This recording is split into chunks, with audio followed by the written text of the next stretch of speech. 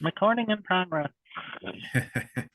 All right, so we're back with another episode of our music podcasts.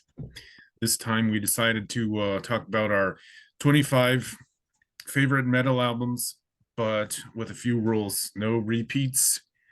And I put mine in sequential order from the earliest to the latest. And Yeah, so did I.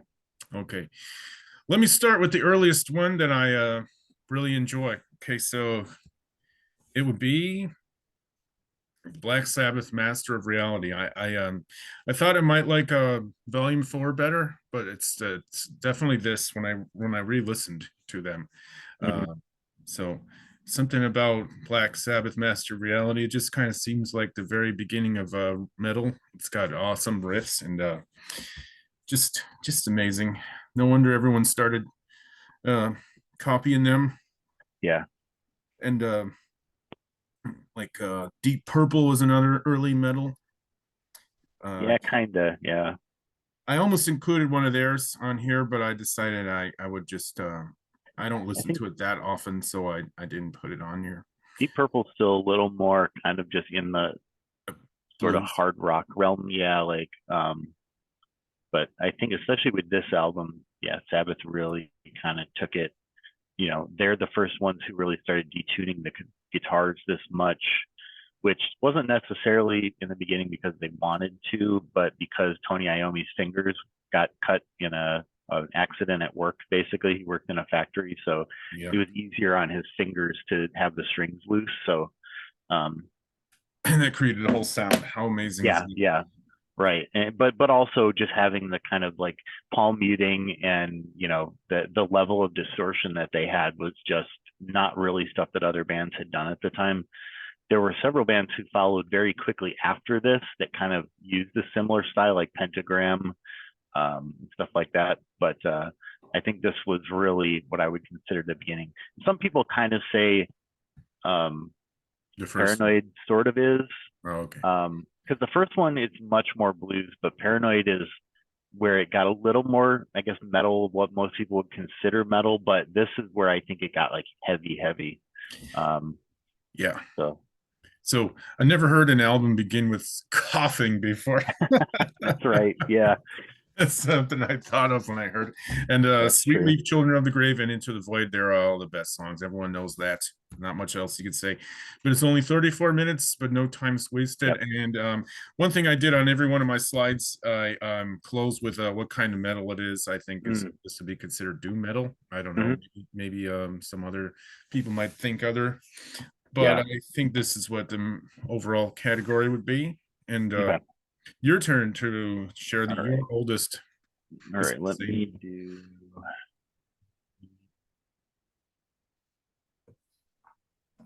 All right. Can you see it? Yes. Okay. So this is my beginning. I just did like a kind of a general like how I approached it.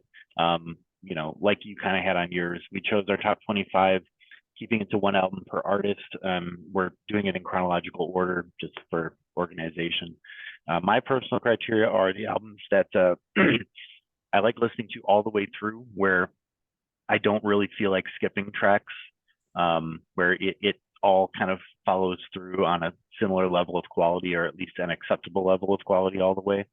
Um, and it kind of challenges me either to, think differently in a certain way, or, emotionally it makes me feel like a lot of different things while listening to it, or also musically, especially with metal, because metal is full of a lot of like virtuosity in playing and a lot of talent and like skill that a lot of other music styles really don't pull from and don't kind of focus on. So, yeah, I mean, in general, you could say that listening to metal changed the way I look at music, the way I play music, the way I think about guitar, the way I think about drums, like all those things. Um, and still makes me feel those things after many listens and or many years of listening to it.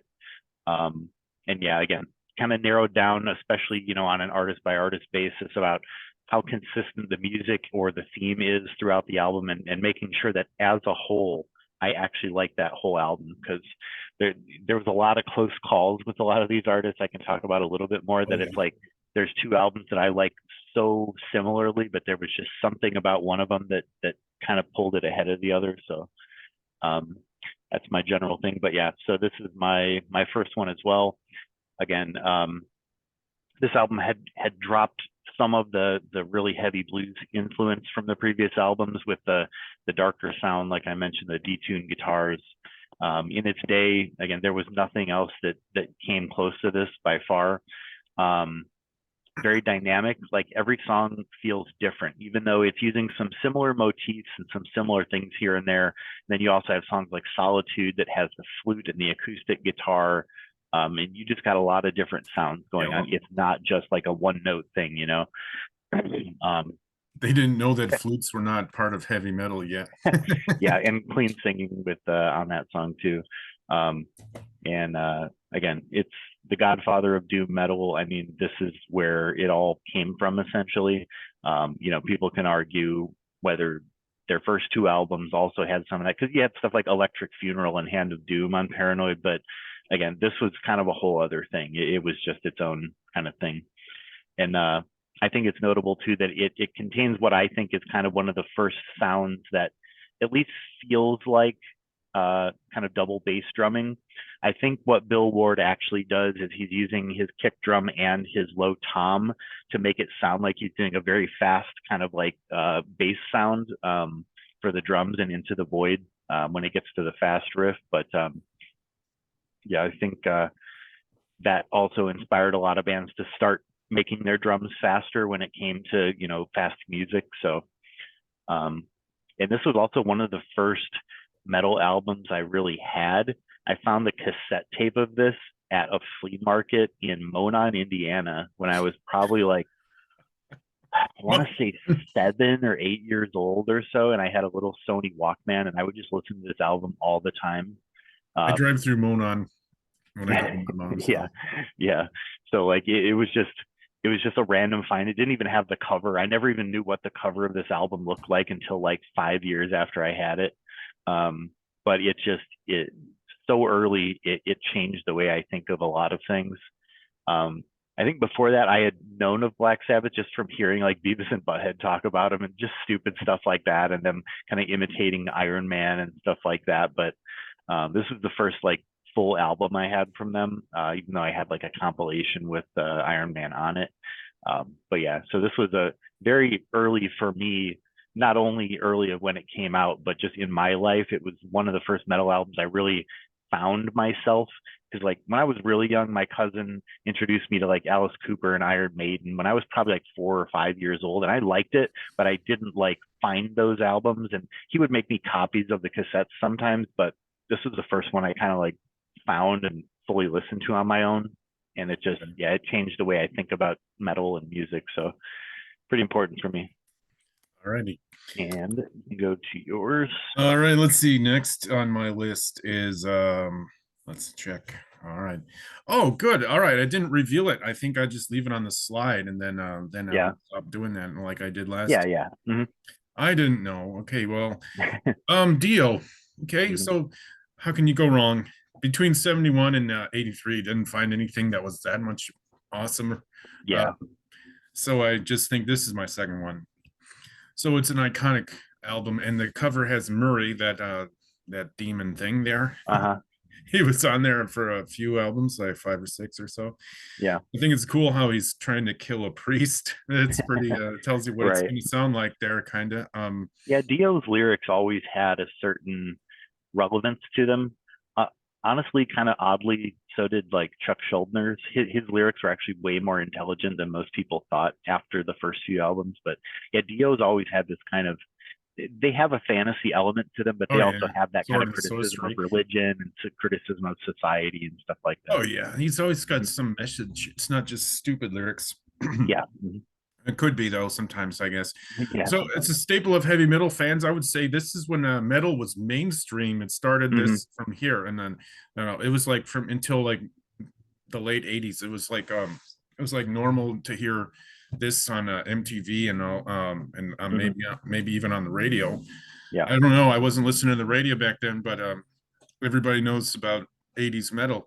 So Dio's singing is the highlight, of course, no surprises there. And he was already pretty established before this. He had Rainbow and Hmm. probably some other things that he did. And then well, all the Dio classics are on here from, this is almost like a greatest hits album. Mm. The Yeah, songs. Rainbow in the Dark's so good. Oh yeah, oh yeah. That's been in a few movies. And this album, the song Holy Diver is so kind of different from the rest of the album. A lot of it is much faster and more complex, but Holy Diver is just that kind of slow, like mid-tempo kind of, Yeah, yeah, heavy riff. But like the rest of it is actually kind of faster and a little more like furious. I hadn't listened to it in a long time until we started doing this. And I was yeah. just like, yeah, some of these songs are actually, like It's really cool. metal, like not like, speed or thrash metal, but it's like pretty No, I would fast, say kind of like, standard. What I call it is standard heavy metal. This yeah, is what yeah, standard is, I guess. yeah, standard 80s. Yeah. But Yeah, not and glam 80s, just like yeah, standard 80s. that's what I all I need to say about that. I mean, it's everyone knows about this who listens to metal, so Hmm. not really revealing too much here. Yeah. Everyone knows already, but it is a great album, and I do listen to it still. Hmm. And that's all I gotta say. Okay. Let's see. And again, we are going to go through these Yeah, relatively quickly somewhat just because quicker because there's so many. 25 times two, and Yeah. Um, we took a all long right. So my next one, I actually have a much bigger jump in time than yours because I go from 71 all the way to 1990. Wow. So yeah, Cowboys from Hell is the next one for me. This was not the first Pantera album I came across. It was actually the second one I ended up getting because I first found Far Beyond Driven shortly after it came out in '95. I found it at a flea market in Gary, actually, the flea Yeah, market that my uncle owned. I remember that place. And the this album, and it's so different from all the stuff they did after it because they kind of dropped a certain level of the kind of bluesiness that they had in this album. Like I mentioned here, it takes thrash metal to a new level of speed, technicality, and catchiness. There wasn't a lot of stuff in the late 80s that had this much speed to it from a metal perspective, because again, it was going so much glam and stuff like that there was, especially in the mainstream, there was nothing quite like this. You had your Metallicas and your Megadeths and stuff, but it still wasn't quite like this. It wasn't this technical to a certain level, and it didn't have the groove. I think that's really one of the main things here is, and Pantera had 4 albums before this one, but this is their first mainstream debut. They're much more kind of glammy, but this one is the first one where they really started taking it in a heavier direction, and they really laid into the groove aspect.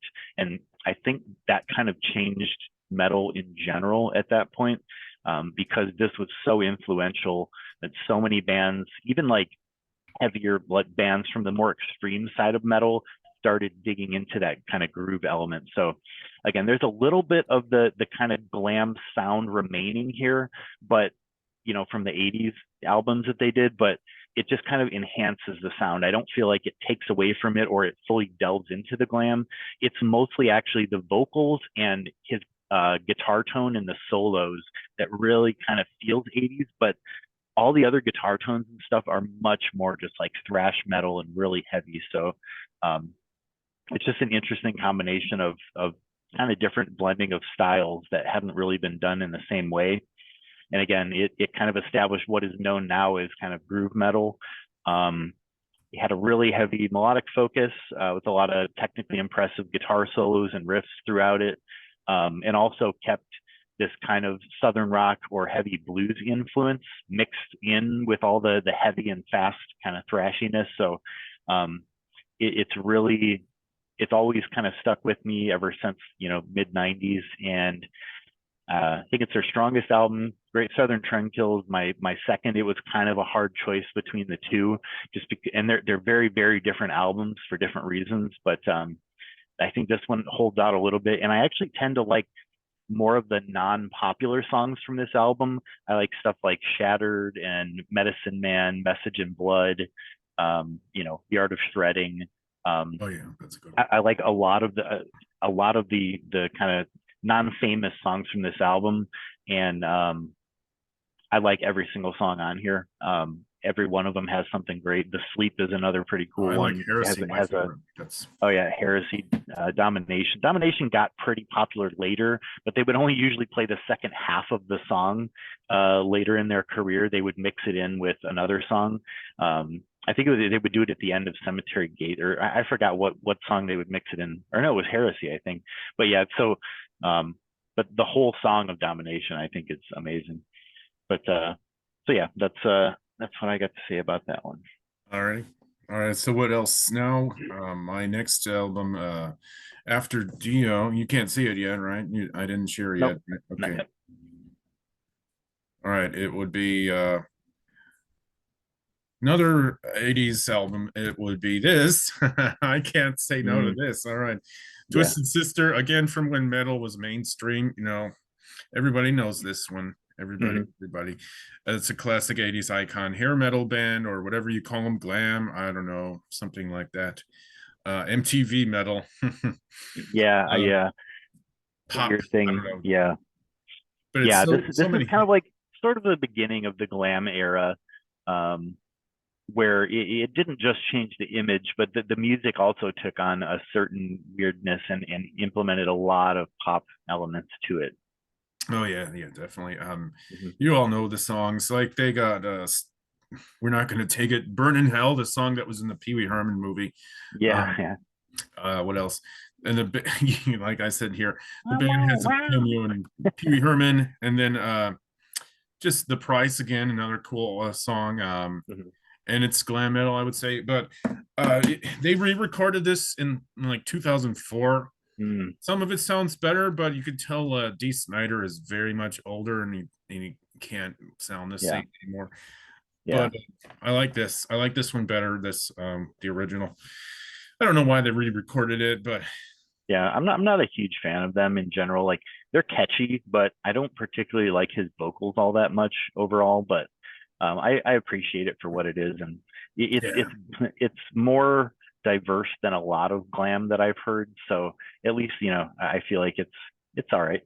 yeah. I can't say no to this. Turn this on and listen to the whole thing. Only one maybe semi bad song, uh, but that's it. And just a great album. And no, nothing else I can say about this. So you Okay, go ahead now. Your turn. all right. Um, the next one is gonna be Death Human, which is the next year after Cowboys from Hell. 91. And again, I found this one somewhere in the mid 90s, probably 97 or so. I think one of my friends from school let me borrow it or something. I can't even remember how I came across it. Yeah, I think it had to be. Um, and yeah, it's Death had been pretty much straight, kind of fast, thrashy metal before this. Not glam by any means, very much darker. And you've heard their early albums, but this was the kind of the turning point for them because they ended up changing so many of their members from the first few albums, and they brought in two the founding members of Cynic. Before Cynic was even really a band, they hadn't even released Focus yet. They didn't even they were on like their early demo stages at this point, as far as Cynic goes. And those two guys were just hugely classically trained musicians who had a lot of kind of classical and jazz knowledge and influence in their playing, a lot of prog influence, and they brought that in while they were writing this with Chuck. And it's pretty interesting that they released a version that has all the demos and stuff, even going back to like Yes. Chuck recording his own little demos of the guitar riffs in his house, basically on a little tape recorder. And it's just so interesting to see how these evolved and how Did that with every especially Death album. They re-released them in mhm, like 2011. Yeah, with and second it's bonuses. really cool to hear. And then you kind of see the pieces, and then those also have the isolated tracks of the certain instruments. Like you have the one that's just the drums and the bass, one that's just the guitars, and you can really hear how all these pieces come together. And it's like they kept a lot of Chuck's original riff structure and stuff like that, but the way the drums would back up those riffs would totally change how they sounded from the demos, and it made it kind of its own thing. Um, there also was almost no drumming in metal at the time that was as complex as what was done on this album. Um, and had a lot of rhythmic and melodic complexity, especially for 91. I mean, there wasn't anything like this. And I think it's still some of the most impressive drumming in metal music, especially for that time. Sean Reinert's patterns were just a mix of so many different things, and it accentuated the riffs so much that they just kind of take on a new life. And then it has, sections of clean guitars with really weird jazzy solos and stuff like that. So it was really a turning point for them, and it really started to bring even more, I would say, like virtuosity into metal than what had really been done before. You had stuff like Yngwie and a couple other artists in the 80s that were much more grandiose. You had stuff like Cacophony with Marty Friedman, where it was more virtuosic, but this was where it kind of virtuosity came into extreme metal, I think. And it was kind of a turning point for bringing all those things, normalizing those things in the genre. So I think it's really important, and I love every song on it. It's also, a huge influence on so many bands who've come after it, many of whom are my favorite bands like Obscura and things like that. So yeah, it's just great album front to back, and very influential for its time. So Yeah, I'll have my own things to say about that in a few more. Yep. Let's see. Next, Iron Maiden. How can you not put an Iron Maiden album on here? It's a great album. Me, I like this one the best. From 1984. Classic Maiden, I would say, their best one. Well, of course, you got Eddie, the mascot, Eddie the Head. You got him as the Pharaoh there. That's kind of fun. I mean, their sound is like metal with strats. I mean, that's who else does that? That was strange even for the 80s, I think. They just use single coil. And I don't know why, but that's the hell out of it. Yeah, that's their thing. And then of course you have Aces High, 2 Minutes to Midnight, and then like the 13-minute Rhyme of the Ancient Mariner. That it's really cool song. Yeah, you don't get tired of it. It's even though it's that long.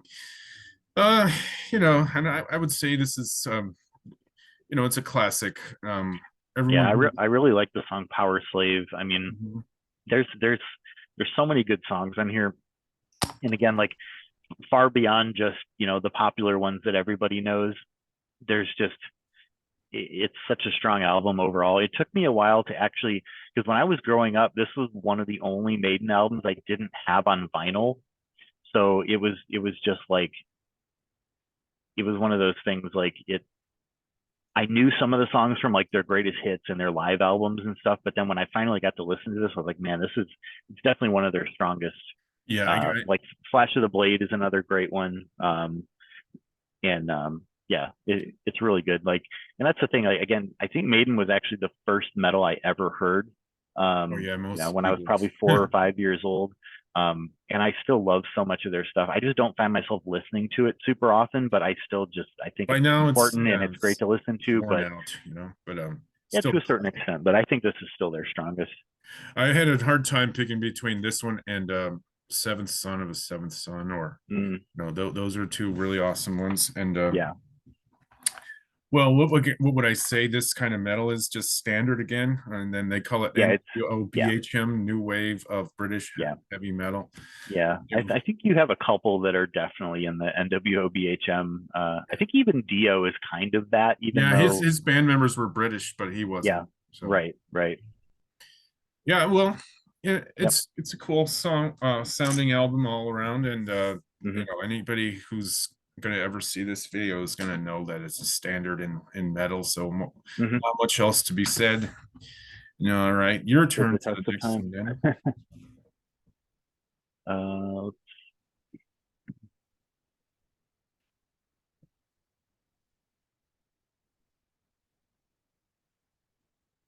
oh, I think I shared the wrong one. Hmm. There we go. You should be able to see the right one now, I think. Well, click on No, the right slide, I guess, right? no, damn it. Oh well. Things being, there it is. Okay. Next one is Sleep's Holy Mountain. Just funny because when they originally released it, that's kind of like what it was called. So a lot of people didn't even know the band was called Sleep because it said Sleep apostrophe S Holy Mountain on the original pressing. And it was actually just originally a demo tape that was just recorded very cheap. I think at somebody's house in Los Angeles or something, but it pretty much took like a huge amount of influence from Black Sabbath and early doom metal, and kind of mixed it with some other elements of like 80s kind of like sludge metal or a little bit of hardcore influence. The before they were called Sleep, they were a band called Asbestos Death, and they had a very kind of sludgy sound. So I can definitely see where those kind of influences came together. That and you can kind of see their music if you listen to the early stuff, how it kind of morphs into this kind of slower, blues Black Sabbath influence thing. It has like heavy psychedelic elements, a lot of these kind of flanger pedals and wah pedals. I think you mentioned when you were listening to Dragonaut, it's like, it has that almost Pink Floyd level to it with that Yes. kind of twangy I bass thought it tone sounded and like stuff like money. that. Mhm. Yeah, and just a very heavy emphasis on groove. It also has diverse songs that kind of each one has a theme. It's all kind of like fantasy, kind of like hippie stoner kind of like lyrics and stuff like that and song titles, but it paints this visual picture when I listen to it that it's really cool. Yeah. They also do just have a lot of cool artwork that goes with their The music artwork, too. yeah. Their logo behind where it says sleep and then like Yeah. that was green, it would look exactly like weed.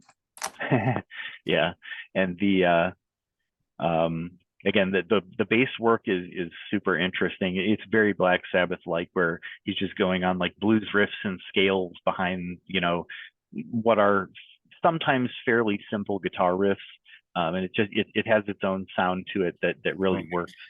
And the other thing is like the fluid time signatures that if you listen throughout the album, the time signature is constantly kind of just shifting a little bit. It'll get a little bit faster, a little bit slower, and it just kind of is constantly like swaying back and forth. And then sometimes it'll get really fast, and then it'll just slow back down to like a crawl. And I really like that it's not like it's recorded to a metronome. It's like they're just playing it as they feel it and as they think the song should be, and it feels more like organic that way. I really like that you can hear that on the studio recording. One of their albums is like one song, 45 minutes, right? It is, yeah, Dope Smoker. Oh. That song it gets a little boring, but there are parts of it that are really cool. I saw them it's interesting though, when they play it live, they usually break it up into sections. Like they'll play part of it towards the beginning of the show, and then they'll play a couple other songs, then they'll play like the middle part of it in the middle of the show, then a couple other songs, and then they'll finish with like the end of it. So it's kind of interesting that you're not just sitting listening to that song for 45 minutes, but you still get all the cool riffs and stuff throughout it. So but yeah, they're pretty well known for that album, even though I think that album's a little bit boring, especially compared to this one. But it's a concept, so it's one of those things. Like you have weird albums like what is it, the Led Zeppelin, The Song Remains the Same or whatever, where it's like 30 some minutes or whatever. But yeah, great album. I didn't really discover them until much later, probably 2010, I think, is one of my buddies from Chicago was listening to them, and I was just like, I'd heard about them and was kind of curious, but then I heard some of it at his house, and I was just like, damn, this is good. So good stuff. That's it for me. Let's see what I got next here. All right. Oh, this. Oh, yes, Mm, yes, yes. One of my maybe could be the best one ever, I think. Maybe, or mm, maybe it's in the conversation for that anyway. okay. So this is Sabotage, Hall of the Mountain King, and this is one of the shirts I have. I'm too fat for now. Anyway, um, what do I say about this? This is another 80s classic, you know, when the metal was mainstream. I'm not sure how much airplay it got, but it was definitely known. I even seen a picture of like Hansi Kirsch from Blind Guardian wearing a shirt from them and Uh, album photo. uh-huh.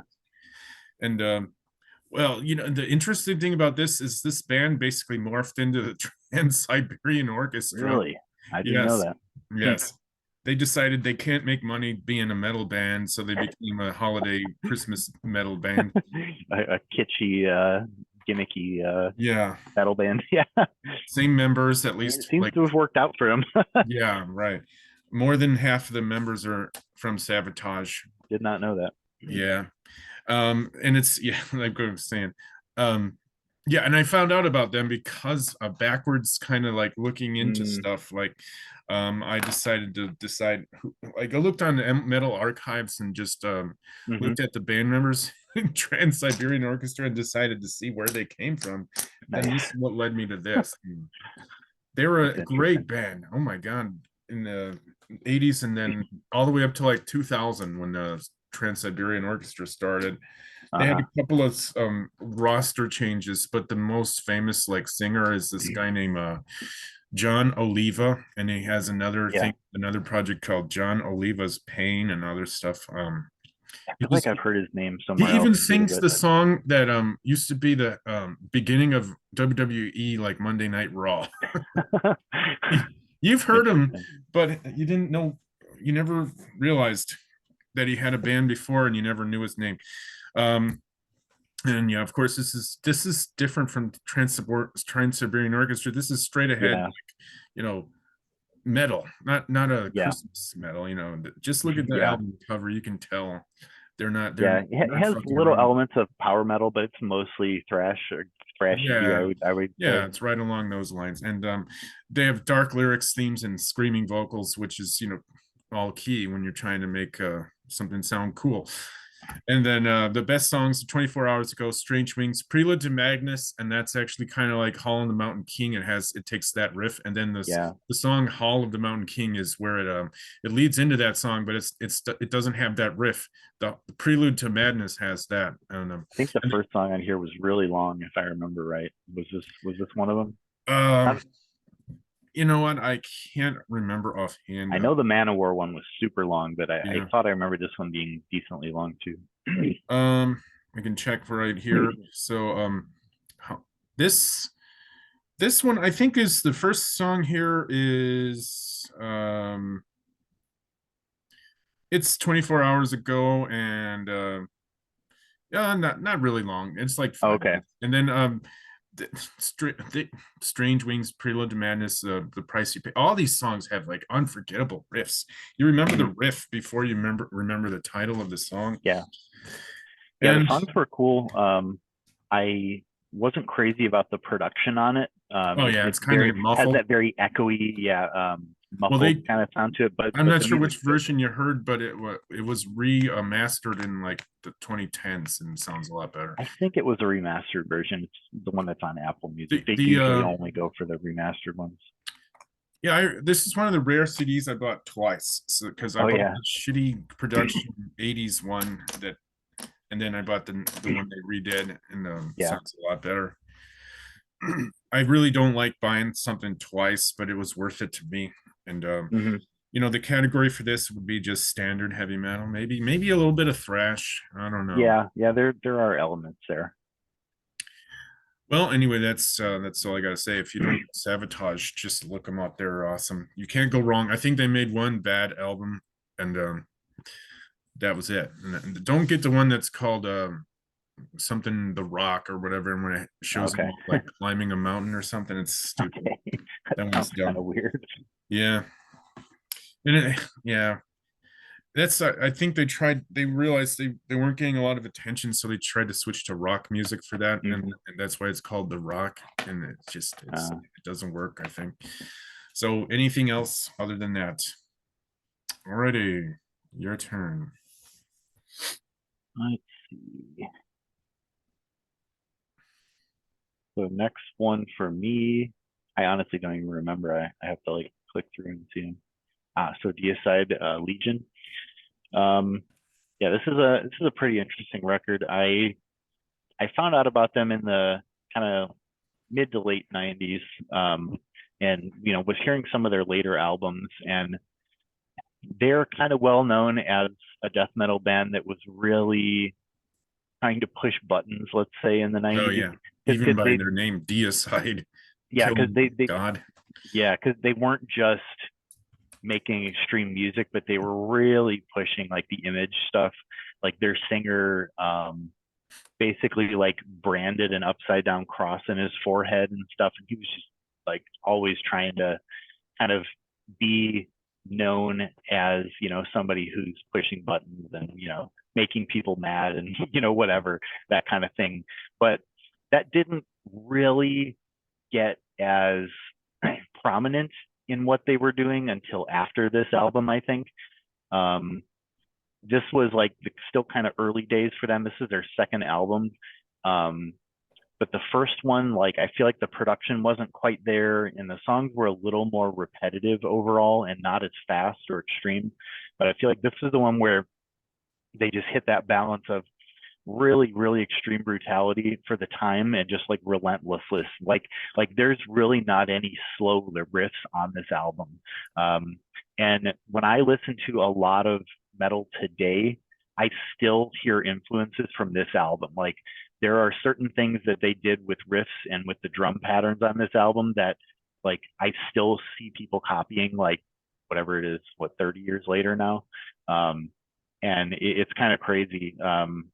Just just how much of this album I think still exists in extreme death metal. Um, so yeah, they use these really syncopated and percussive vocal patterns. That was another thing they were kind of known for. A lot of people would say the singer almost sounds like he's like a barking dog, but he's going at like 100 miles an hour essentially. But it's because the music is so fast and he's trying to syncopate that rhythm with the fast music. And I think it works just as being, it's almost like a lot of people, they always say these things about like death metal vocals. They're like, oh, it's so dumb, you can't understand what they're saying, it just sounds like they're barking. But it's like, at the same time, just because it's not melodic, a lot of people, it's like it doesn't process in their brain. But yet a lot of the time those same people will listen to like rap and stuff, and rap is the same thing. It's using vocals to accentuate a rhythm and not using melody most of the time. Like melody has become a bigger part of rap, as in the last 15 years or whatever. But like especially early rap and hip hop, it was the same kind of thing. It was just vocals that were riding on the rhythm essentially. And not using heavy melody. So it's just a weird thing that I hear, I've heard come up all throughout my life. And I think it's pretty silly that people try to dismiss, a lot of metal vocalists when, it's like rap does the same thing. And yeah, I think a lot of the vocals on here, the patterns that they use, they feel almost like religious chants. And there's a weird kind of creepiness to that. That especially with the imagery, and there's even like sound effects and all kinds of stuff going on with this album that just make it feel like ominous and kind of like scary almost to a certain extent. And I just think that's cool to have that element in music, to where it can make you feel that. Yeah, it's full of frequent time changes and extreme precise drumming.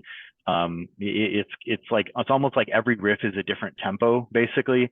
And I think that's a really cool thing, that it's like, it'll just be going, super fast, and then it'll go to like a medium, and then it'll just jump to like fast again. And it does that a lot in this album. Very memorable riffs, despite being so extremely heavy. Like I can remember a vast majority of the riffs in my head from this album. Even though they're using a lot of the same chords sometimes, like they all just have this distinct kind of feel to them. So It just always stuck with me. It's way better than all their other albums, and I can listen to it from front to back after all these years. So I think it's pretty special, even though, they're some pretty weird and extreme people in real life. They made some great stuff in this time. So One of the things is, so I didn't know about this. uh-huh. I will listen to the first song of anything that I didn't know of, or at Mhm. least the song that's not the intro. Yeah. This one I thought of, I listened to Satan Spawn for the Caco Demon, and I Uh-huh. just thought it was pretty good groove death metal.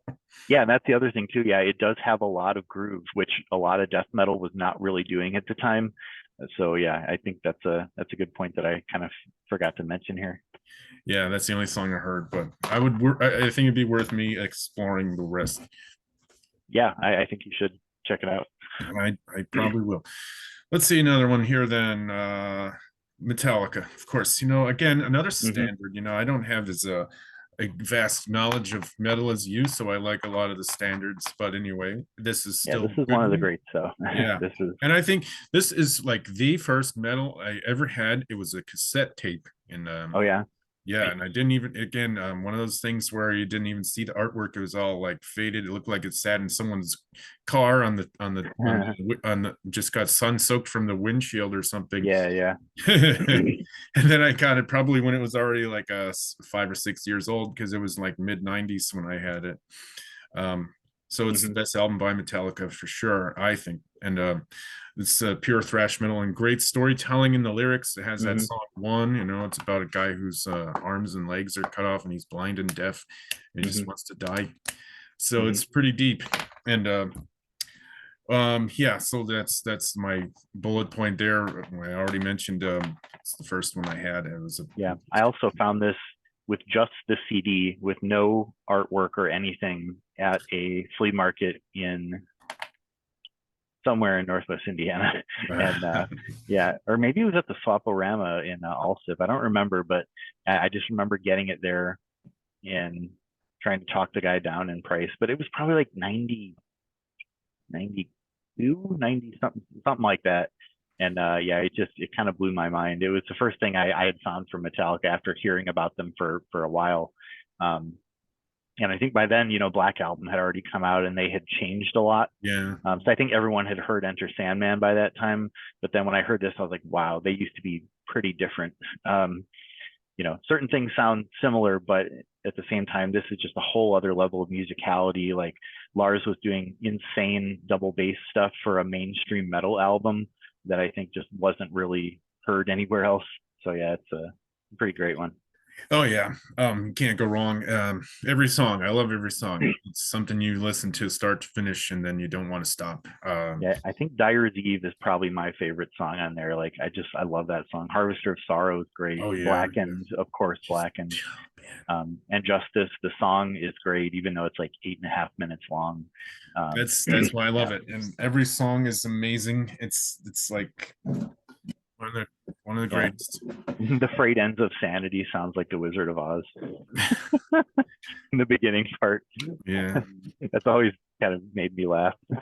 Now this is just, of course, everyone knows thrash metal, Metallica, early days. So this, of course, would be under that category. All right, your turn. Let's see. Next one is Hypocrisy, Osculum Vicinum. Oh yeah. So yeah, I ended up finding this in the late 90s at some point when I was really delving into more European extreme metal.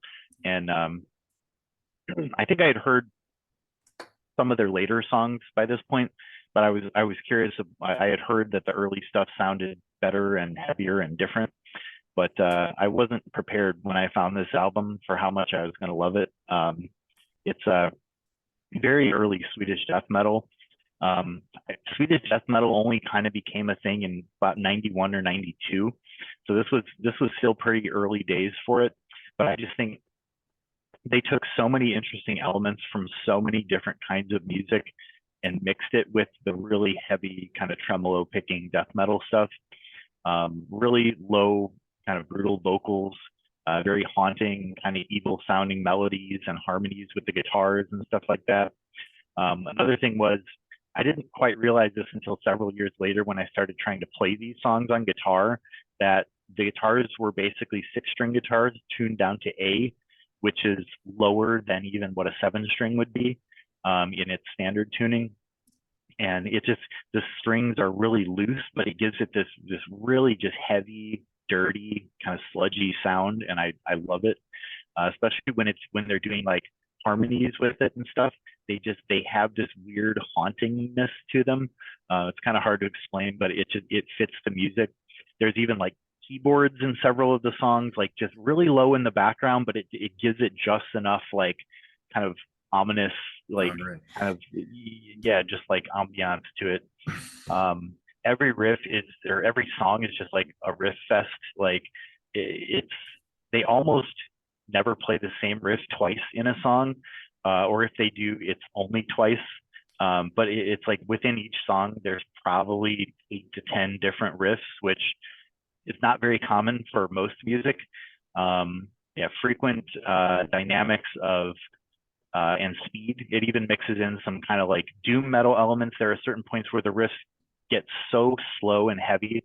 It's like they're playing like, like one note or one chord per like measure of a really slow tempo. Great stuff. And the early version of this I got also came with the EP that came out right after this, which is pretty cool. Not quite as good, but it's also got some good stuff on there. It's even got like punk and thrash elements, but just really dialed up to like 11 in every way. Not only with the detuned guitars, but just the speed. The drumming had some pretty early blast beat stuff, which not a lot of bands were doing at that time. So, I mean, every song here is great for me. Yeah, it's just constant riff fest and just makes me want to headbang almost every single riff on the album. Like the bass is also super heavy and almost sounds kind of clunky the way that it's produced, but it really like makes the beats like hit really hard.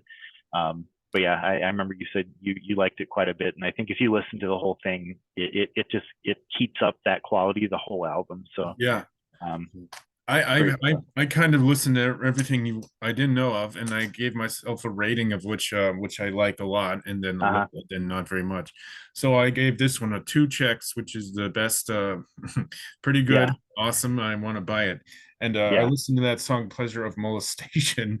Yeah, nice which title. is also it's about priests molesting children. So I figured so much as looking at the artwork and stuff here, and then I just thought the keyboards, eerie intro keyboards. Yeah, very eerie. Yeah, that's a good word. Makes me. I say haunting, but yeah, eerie is another way of describing it. Yeah. I like this a lot. I'm gonna probably go to try to find it. Nice. I'd like to hear more of what you think when you listen. Yeah, well, only I know about the first song only, but I mean, yeah, if I liked it, I'm gonna yeah. pursue it. And then here's my next one, Cowboys from Hell. Yep. Same as yours. You like this one too. This I'll just talk about things you didn't mention. So it's kind of cool that they are in a saloon on the cover. It just gives you the Texas feel. Yeah. And what else? It's the best song, but they're all awesome. I love them all. Yeah, everyone. Yeah. It makes you move your head. It's all head the groove. Yep. Oh yeah. It's like you're almost gonna. It's like almost makes you want to dance even in a weird way. Say, stomp dancing, something like that. What else? Cemetery Gates is, everyone thinks this is a great song, but I think it's boring and most of the. Oh yeah. I like it, but the cool part just lasts 30 seconds when they have that progressive. Again, it's a great song. It's written well. It's overplayed, which we've talked about so many times that it doesn't make it a bad song. It's just that I don't want to hear it really right now.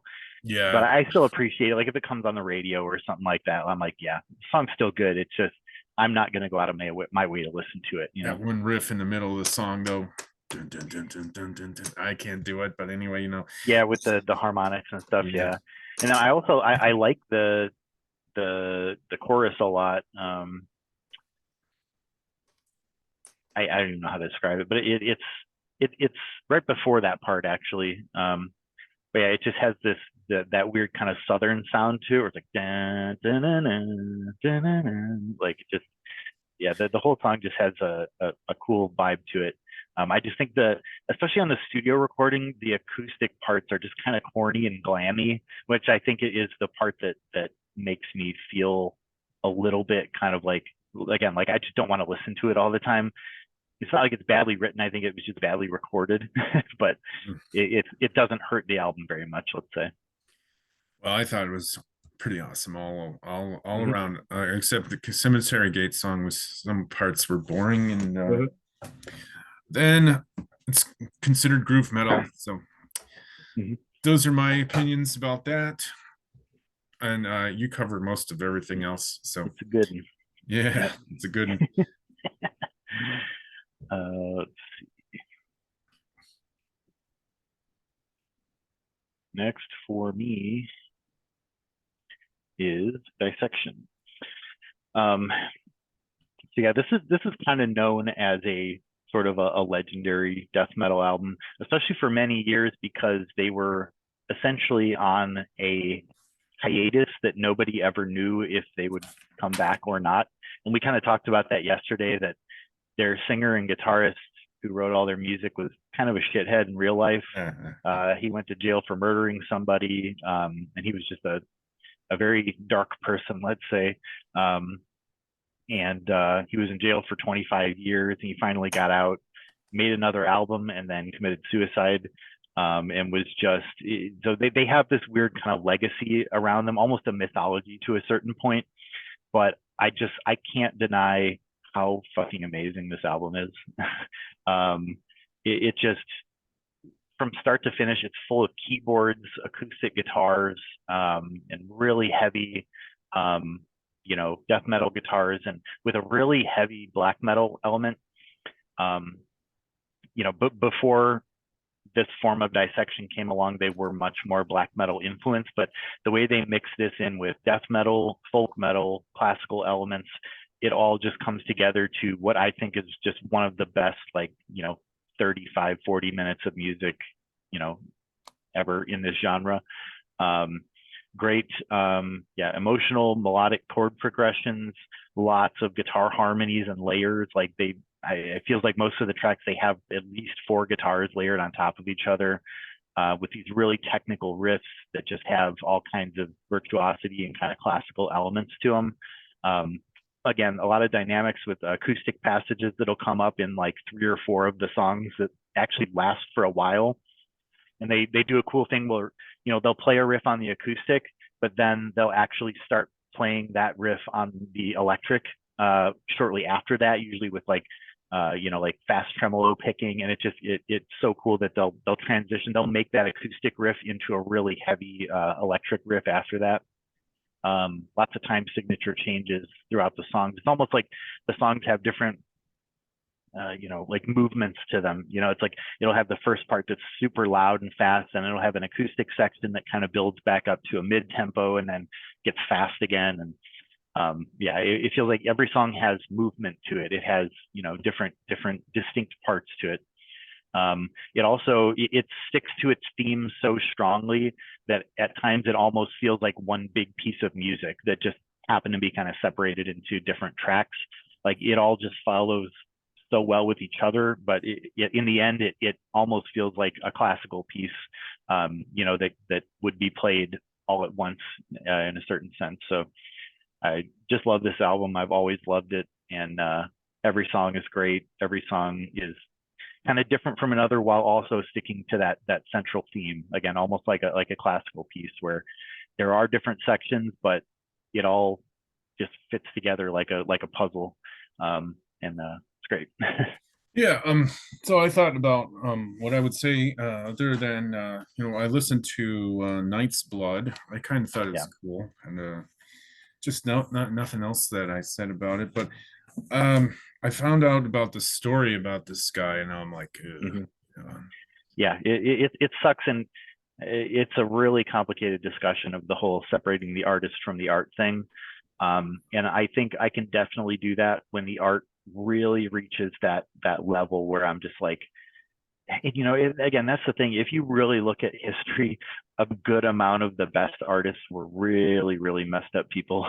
Yeah. Whether they're painters, film directors, actors, musicians, just about anything. Like, there's just something that comes along with artistry and creativeness that a lot of times it, let's say it dwells in the mind of people who are looking for a way to express things they don't like or like or just get something out of their brain. I don't know, it's a whole discussion of the psychology of creative people and all that stuff, but yeah, it's This reminds me of another person who did something kind of that I who's hate that? for now. John Schaefer from Ice Storm. Oh yeah, yeah.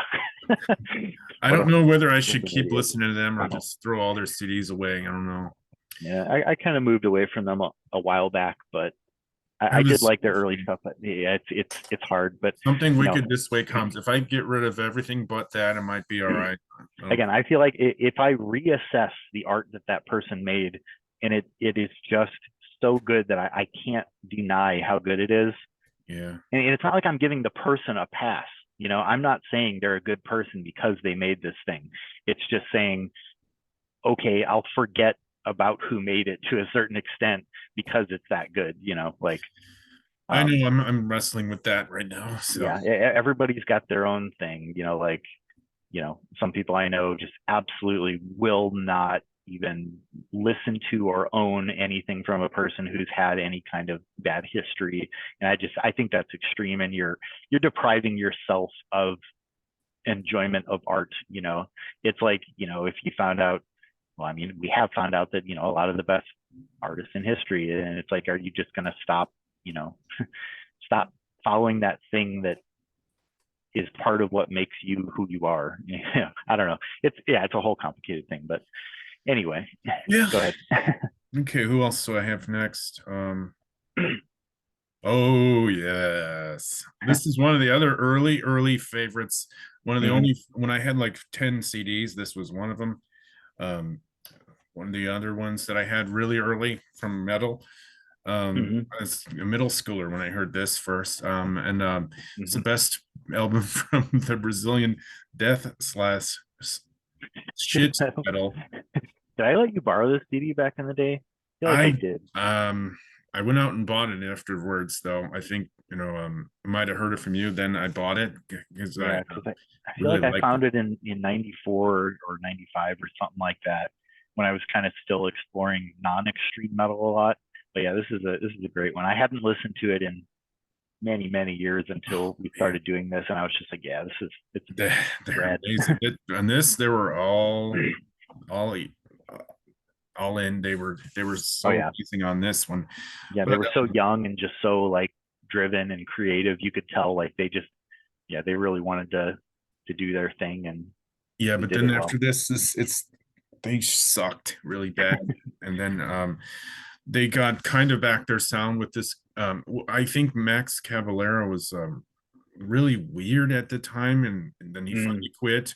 And he made that stupid ass band Soulfly, and then they got a new singer named Derek Green. And then they were Mhm. kind of back to what they were known for. But then A little bit, yeah. then they sucked again after that. They made like that Against album in '98, and then they're back to that stupid jungle stupid beats and stupid Yeah, shit I don't that know. they Like, did. I don't hate like Chaos AD and Roots, but they're nothing compared to this album. Like, It's they're God. they're just, they don't They even should come have close. stuck with what they're good at. It's like they again, you could tell they were kind of going more towards a mainstream or almost new metal kind of thing, which Yeah. of course became full new metal when he made Soulfly. But you could feel the beginnings of that in Chaos AD and Roots, but yeah, just so different from this album.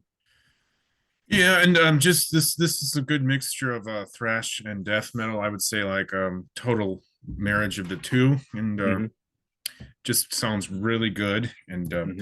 I this is like either the second or third metal album that I had, and I got the gold and Yep. anniversary That's the one I edition had. Yep. 5 years or something. Back Hmm. then, they would make an anniversary edition after only 5 years because people still bought CDs. Yeah. And it was also, I think the early pressing was on a really small record label who didn't really distribute it or lost the rights or something. So, I didn't know it was going to be famous. mhm. And the best songs are, of course, Dead Embryonic Cells, Arise, and Orgasmatron, which is a cover from Motorhead. Right. Yep. That's on the bonus track only, the Hmm. expanded edition. Of course, I would say this is thrash metal, but I would also say Yeah. death metal too. Mostly thrash. Yeah. Yeah. But pretty damn heavy for thrash. Like, Ah, man, I fucking love this album. yeah. Well, that's all I gotta especially say. I especially haven't. the recording too. It's very heavy. Like, most thrash did not have production that was this heavy. Even like the big, Slayer and stuff like that. Like nothing quite sounded as heavy as this. Yeah. Well, it's a shame that they really never captured this sound again. Mm, Still to yeah. this day, I don't think. Right. Oh well, at least they made this. Yeah. I mean, it happens to most bands at some point. Um, let's see. So my next one is Cryptopsy, None So Vile. So this was not my first Cryptopsy album. I had heard their later stuff first, and I do like their later stuff quite a bit. But when I went back and finally heard this, my friend in high school let me borrow it. I was just like, it's it's even hard to wrap your head around how crazy this album is. Um, it's just it's such I guess my notes here kind of explain it, but it's so fast and it's so extreme, and especially in 1996, like just no one was doing anything quite like this, and also pulling in so many different musical elements that weren't really expected, I guess, because like as you listen to it, the recording and the playing, it has this really raw, like I don't want to say messy, but that's just one, like, or like sloppy, but that's just one way I could describe it. But it's like it works to its advantage almost because it just feels like they're playing with so much force and so much energy, and it sounds almost like a live recording. It's like it's so fast, it's so extreme, and you kind of feel it in the playing. It's like they're so determined to play so fast, and it just has this like seriousness to it. And I think one of the best ways that I can describe it is the next one here, that it feels like controlled chaos. Like there's so much going on in the music, and it's so loud and it's so fast that it feels like it's like something ready to like burst out. Like it's very strange. The vocals are really frantic and sporadic, and even the singer himself has admitted that he's not even really saying half of the lyrics that he wrote in the book. He's just making a bunch of rhythmic noises, but I don't care about that. And his vocals, it's just like he'll scream, he'll make these wailing sounds, like almost like he's like a dying animal or something, and then like really low growls. But it always services to make the music sound really like syncopated and fast, like kind of like what I was saying about like the Deicide album. It's like it just has these really fast vocal patterns that make the music feel that much more like powerful.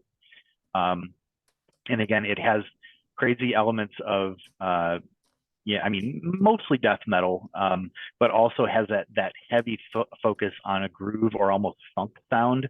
Like there's parts where also the bass production has that really flat bass, that really kind of twangy kind of sound to it, which is just not really very common in this type of music. Um, Also, a lot of them have those eerie or haunting kind of guitar harmonies or even symphonic elements in some of the riffs.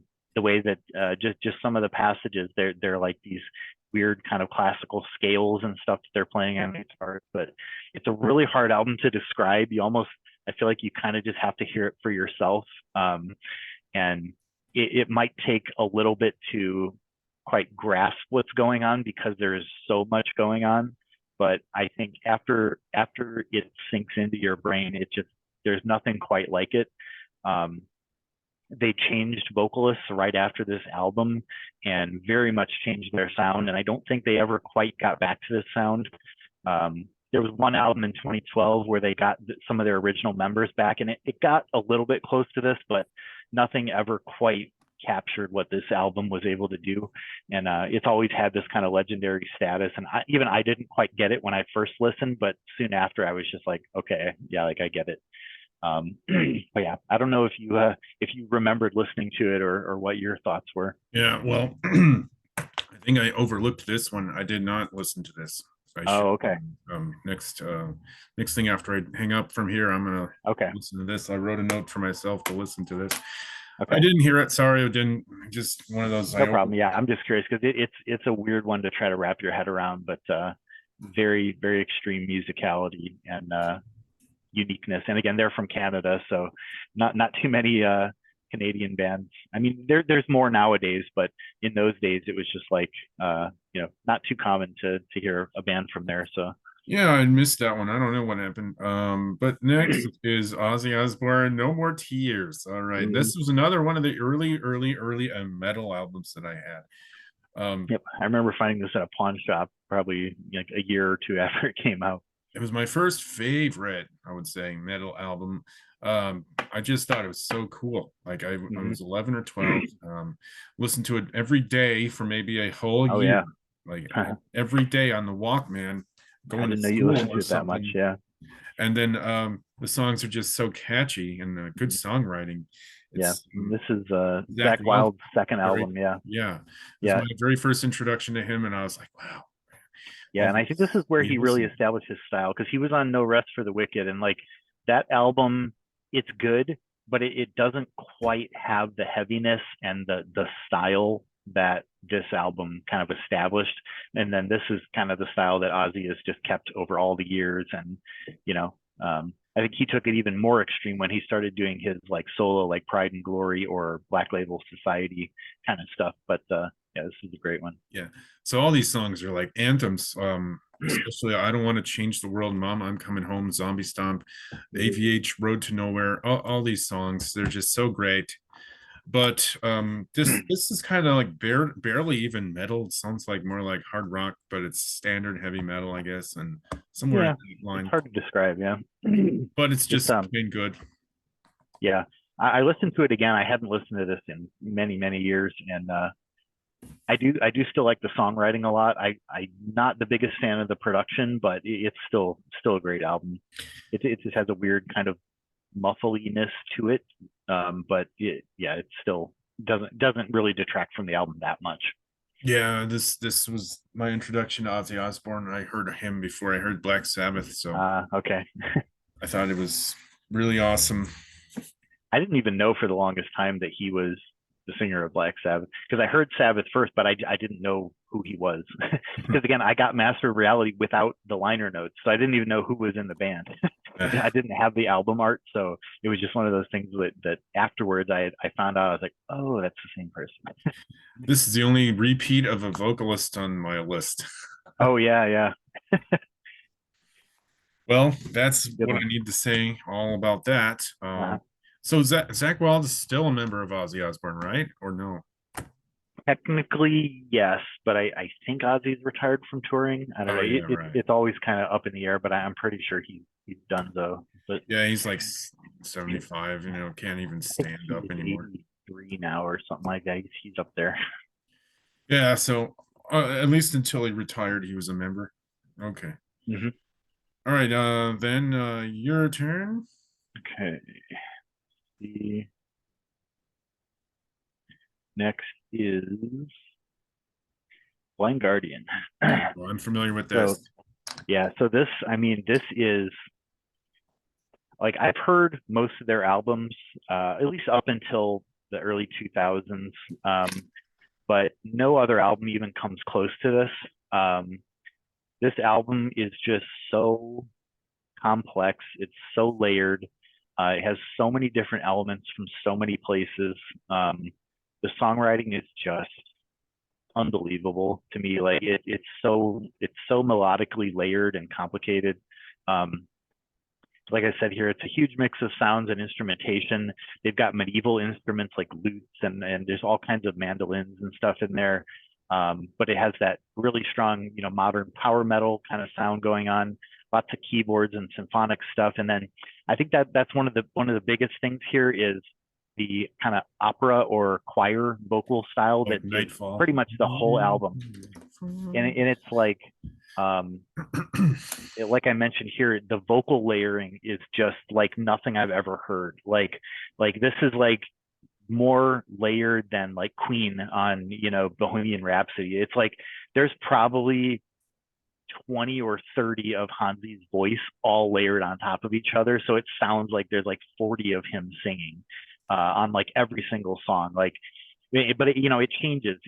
It'll go from those choir kind of sounds to him just his awesome voice, right in the front with nothing else behind it. And there's just so much dynamics to it.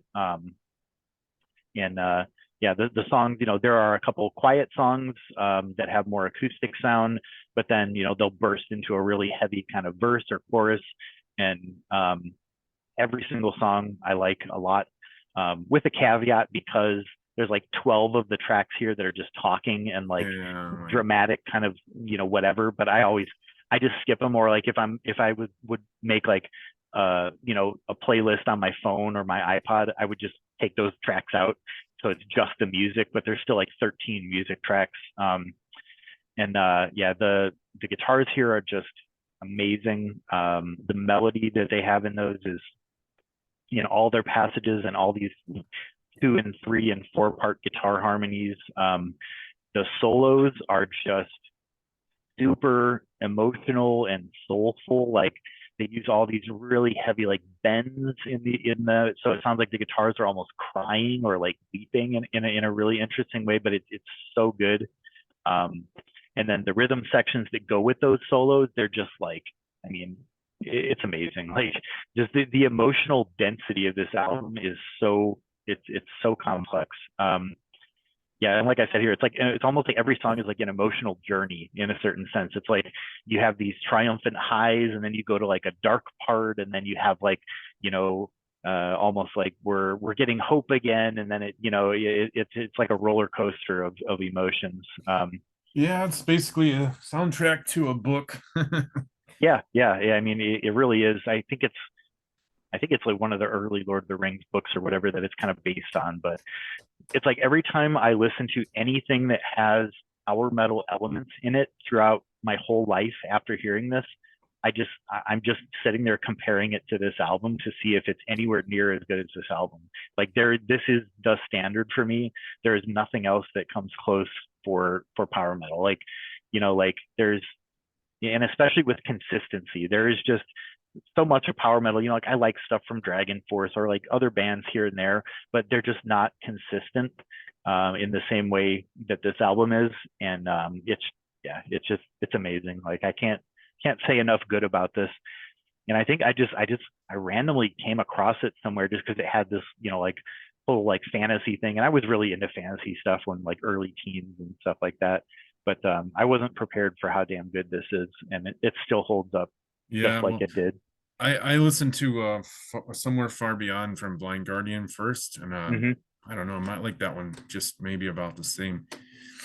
Yeah, this was my first, and I listened to all the others, but none of them for me even come close to this. The others have great songs on them, but they just don't have that whole cohesive album feeling to them. But yeah, this one is just nonstop greatness. Yeah, I can see that. I love it. All right, what else? Who's next? Me. All right, it's Death and it's Human. Nice. Same as you, your choice.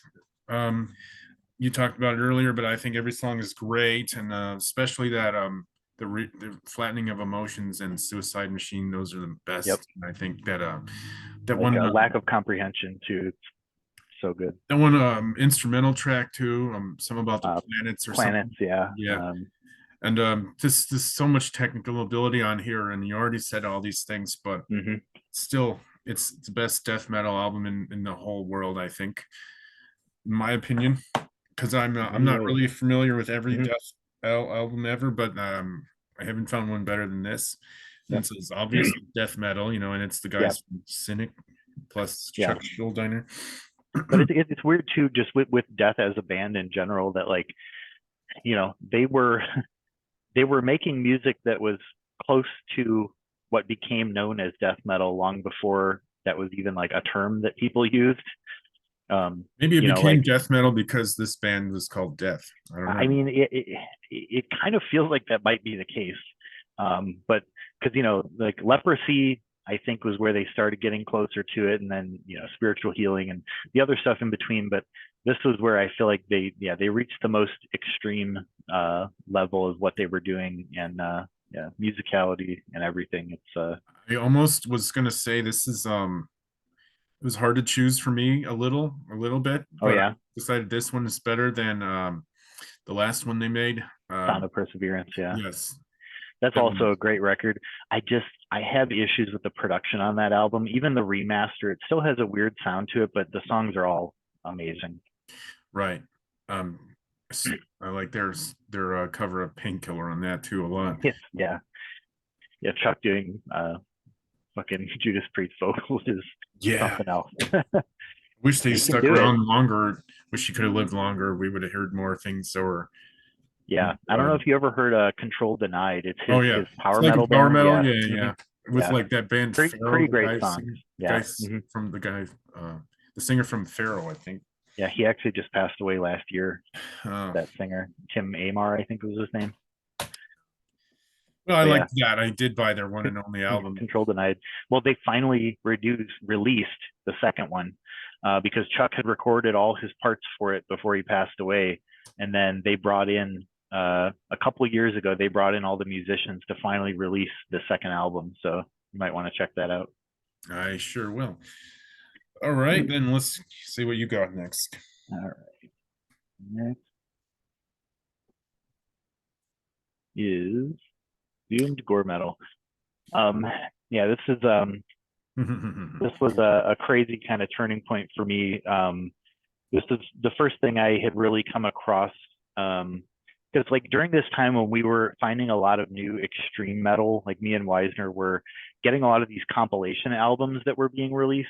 The various, extreme record labels would just release these CDs that had like, 25 songs from a bunch of their bands that were on their label. And it was just such a great way to hear all this stuff before the internet was really a thing. But this is one of the first ones I think I found from the internet, because just after this had come out, the record label started putting MP3s on their website that you could download. And I found one of the songs from here, and I was just like, holy shit, I have not heard anything this crazy. And it's always stuck with me. And it was just such a weird mix of like, what you would call like grindcore, which was kind of established in the early 90s, but it mixed in really heavy thrash elements and just really heavy death metal elements, and just kind of made what me and a lot of other people consider into its own thing, which, is aptly titled gore metal. Obviously the lyrics are all just kind of silly, goofy stuff about gore and, viscera and whatnot, but that's kind of the point, because they also don't take themselves that seriously. If you could Yeah, probably tell by the album cover, I think a lot of people think it's gross and weird, but it's kind of a joke. yeah, I know. It's kind of an in joke. But It's just being as disgusting as possible. but just to get a laugh or a Yeah, reaction, and it's yeah, heavily influenced by early Carcass and grindcore, but with those other elements mixed in. The production on this album is it's kind of almost a legendary thing within the extreme metal community, because so many people absolutely hate it. But I love it. Like, one of the biggest things is like the bass is extremely loud, and the guitars are also very loud, and the drums have this weird sound to it. It's almost like how people hated the drums on Metallica's Saint Anger, because it sounded just so like raw and kind of like metallic almost. But I think it really works with this album, and I've always loved it. Um, they also have two vocalists, um, which really lends a really cool element to the sound. Similar to Carcass, that's kind of where that all came from. But and again, the production just sounds like absolute chaos and just destruction. And it's funny because I finally got to meet the main guitarist and singer and songwriter of the band last year when I saw you know, his essentially his death tribute band, Gruesome. I got to see him last year, and I talked to him about this album, about how I had heard over the years that he really hated the production himself and he didn't like how it turned out. But I told him, I've always loved it. And he's like, I've actually come around to it nowadays and I actually really enjoy it now for what it is. So I'm kind of glad to hear that the person who made it is actually happy with it now. But yeah, it's just very, and it has more variance than you would think. It's not all just super fast blasting and stuff. It's got groove to it. It's got slower, very like chuggy kind of groovy sections to it, or even like entire songs. So I've always loved it. It's just extreme chaos, brutal, and I don't know, not a whole lot else to say. There is a cover of a Sodom song towards the end that's really good too, that just shows more of that thrash influence that you can hear through the other songs, but that's just like, straightforward, like thrash, 80s kind of sound. So great album. Well, I thought what I said when I heard Open the Abscess is it's so wild and it's got like a punk Yeah. tempo. And I Yeah. thought the sound effects were funny. They got chainsaw and then squirting and sounds like Yeah. cut off a body part. Yeah. And that song, wild is actually a really good word to describe it. And like the beginning of that song, basically during the whole opening riff, I think it's like 14 or 15 seconds is just one long scream from both vocalists for that whole opening riff. And it's like, I'd never heard anything that wild. Like it's just crazy. I love it.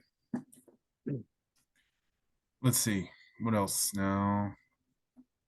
Yeah, okay, the next one that I thought belong on this list is Manowar, The Triumph of Steel.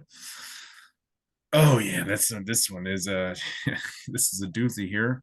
They have a epic 30-minute song, and it's called the it's Achilles and something. It's got a weird title, but it's got like different parts and a lot of chugging, 16th note rhythm guitar, and those are cool too. I like that.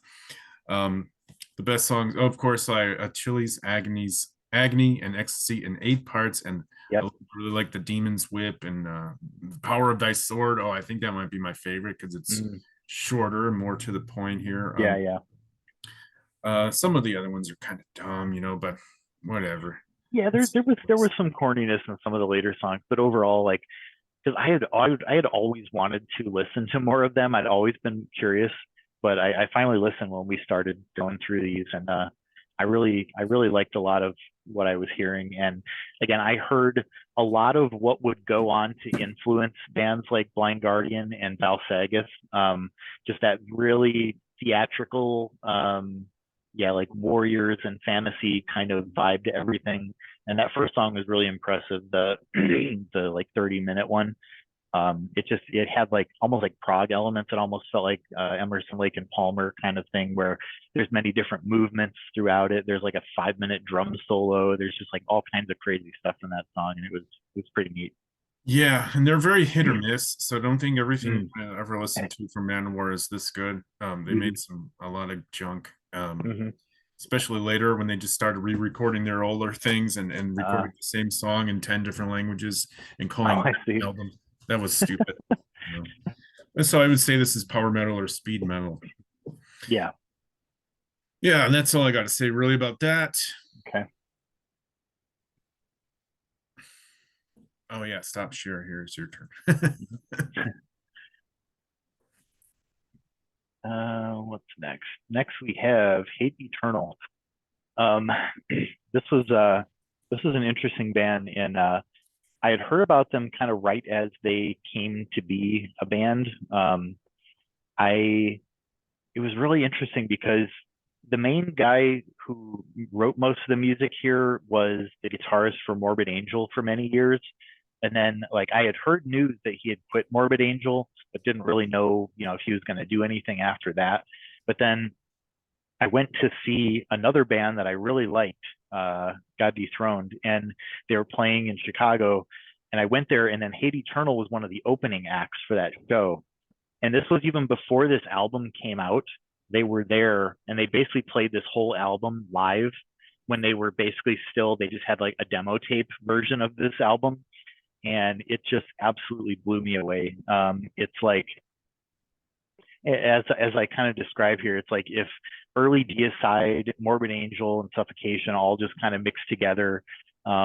It's just all these elements of groove, of brutality, of speed, all just kind of mixing together, but also has the weird kind of sludginess and kind of evil sound of some of the Morbid Angel stuff. It's just such an interesting mix, and also has really interesting rhythmic kind of syncopation, like a lot of the things I've talked about, where the vocals will match up with the riffs very closely and kind of like follow them and kind of accentuate each other. Yeah, the whole thing is just full of speed and brutality and really technical, fast riffs, with very, as I described, kind of like elegant or discordant solos, which is kind of a Morbid Angel thing. That's something that Morbid Angel did pretty early on, where the riffs and the solos sound completely different from the rest of the music. It almost takes on a weird, like, ethereal kind of quality. Like a lot of people describe these types of solos as being like almost Egyptian inspired or something like that, where they have that kind of weirdness to them. Yeah, what kind of like mode is that? Some kind of It's like Lydian or Lydian, something like yeah. that. Yeah, but it's really cool when you have it mixed with this music that's so extreme, because it fits somehow, and it's almost like just makes you stop and think about it when you hear it. And yeah, it had this guy named Doug Cerrito. This is the first album he was on after he quit Suffocation in the early 90s, and like nobody had even heard from him for a while, and then all of a sudden he was on this album. And again, he's responsible for writing some of the most famous death metal songs ever on the early Suffocation records. So yeah, and there's a catchiness from the rhythm section amongst all the chaos and the really fast stuff. And the choruses, yeah, they tend to have this very kind of chanting rhythmic thing that stands out and really follows the guitars. And I just haven't heard too many things like that quite matched this level of creativity and consistency. Like some of their other albums are really good, and they've continued along a pretty similar path of their sound. Like even now they still sound pretty similar, but I don't think anything quite reached this level of consistency and just uniqueness to it. So I don't remember if you listened to this one or I not. did. I heard the Okay. song Praise of the Almighty. I wrote that has a cool rhythm guitar and it's short, fast death Yep. metal. And then the lead guitar is a clean tone and Yeah. just sounds different than the rhythm. Yeah. Yeah. That's the one I was talking about, where it's like the tone just completely changes, and then it uses those weird like Egyptian scales and stuff that just kind of gets your attention and stands out from the rest of the song too. Yeah, let's see what I got next. Yes, oh yes, oh yes. This song, this is one of my favorites. Yeah, It's like, listen to that. angry power metal, how Hmm. doesn't sound heroic or anything. It sounds angry, I guess, but it's power Yeah. metal. It's a band from Germany called Gravedigger. They've been around for like almost 40 years. Hmm. They always have a skeleton on their album. It's really Yeah. cool. They do Um, have cool art. yeah, it's one guy named Chris Bolton Dahl, and then random other people. It's never the same from the one CD to the next. But this is I think their best one, and it's just angry. It's got angry sound, so it's almost like thrash metal, but Hmm. still I would say power metal maybe. But the highlights are this really fast song called Shadowmaker, and then there's a Yep. really slow one with a really powerful like riffs sounds so cool to me. It's called Hmm. Demon's Day. It's like Yep. 8 minutes. Yeah, I heard Um, both of those. oh man, wasn't it cool? Hmm. Um, Yeah. The vocal is not exactly my thing, but no, they do make some pretty cool music. not really. And that's the funny thing. It's the main guy, and all he does is Oh, sing. yeah, yeah. But I think he writes the music too, though. Interesting. He used to play bass or something, but he just Uh-huh. wants to sing now or something. Hmm. Yeah, it And it's definitely, yeah, it had that slightly kind of evil or like angry kind of yeah, tone I to like it, that a which, lot. which again, that's what a lot of death metal kind of, focuses on too. So it's kind of interesting to hear it in, like Yeah, this but early power metal kind of, you can or actually thrash, yeah. know what he's saying. You can he doesn't have Hmm. a growl. He just sounds angry when he sings. Hmm. Yeah, yeah, So I pretty like it cool. a lot. And Gravedigger, I got almost everything they made, and Mm, this is their best to me, I think. cool. Yeah, and they're from Germany. All right, I said that. Hmm. All right, what is next? Next is In Flames. Um, Yeah, I liked this one. yeah, so this was another one where I actually heard it uh, slightly before it came out. They released the MP3, I think, of the first song on the website of Nuclear Blast, the record label, and I was just like, I have not heard anything like this. It was like, uh, I think as we had described before, it's like, it's like death metal, it's got folk metal, it sounds like Iron Maiden, it almost sounds like a video game, it has power metal elements, it has European pop music kind of elements, and it's just all these things kind of wrapped together. Um, but huge focuses on guitar harmonies and really driving rhythms with kind of like fast drums and just heavy percussiveness. Even like a lot of palm muting during some of the verses and stuff like that. The varied vocal style kind of keeps it interesting with different dynamics. There's parts where he's almost like just speaking, but then it'll go to screaming, and then it'll go there's a little bit of like clean singing, but it just feels like all the singing fits the songs. Um, and yeah, several clean guitar parts among them, not just acoustic, but even like clean electric guitar in certain parts too. Like one of the coolest things is in the song Zombie Inc. The whole solo, or the first like part of the solo, is all on an acoustic or an electric guitar that's just not distorted, and it's just an amazing solo and riff.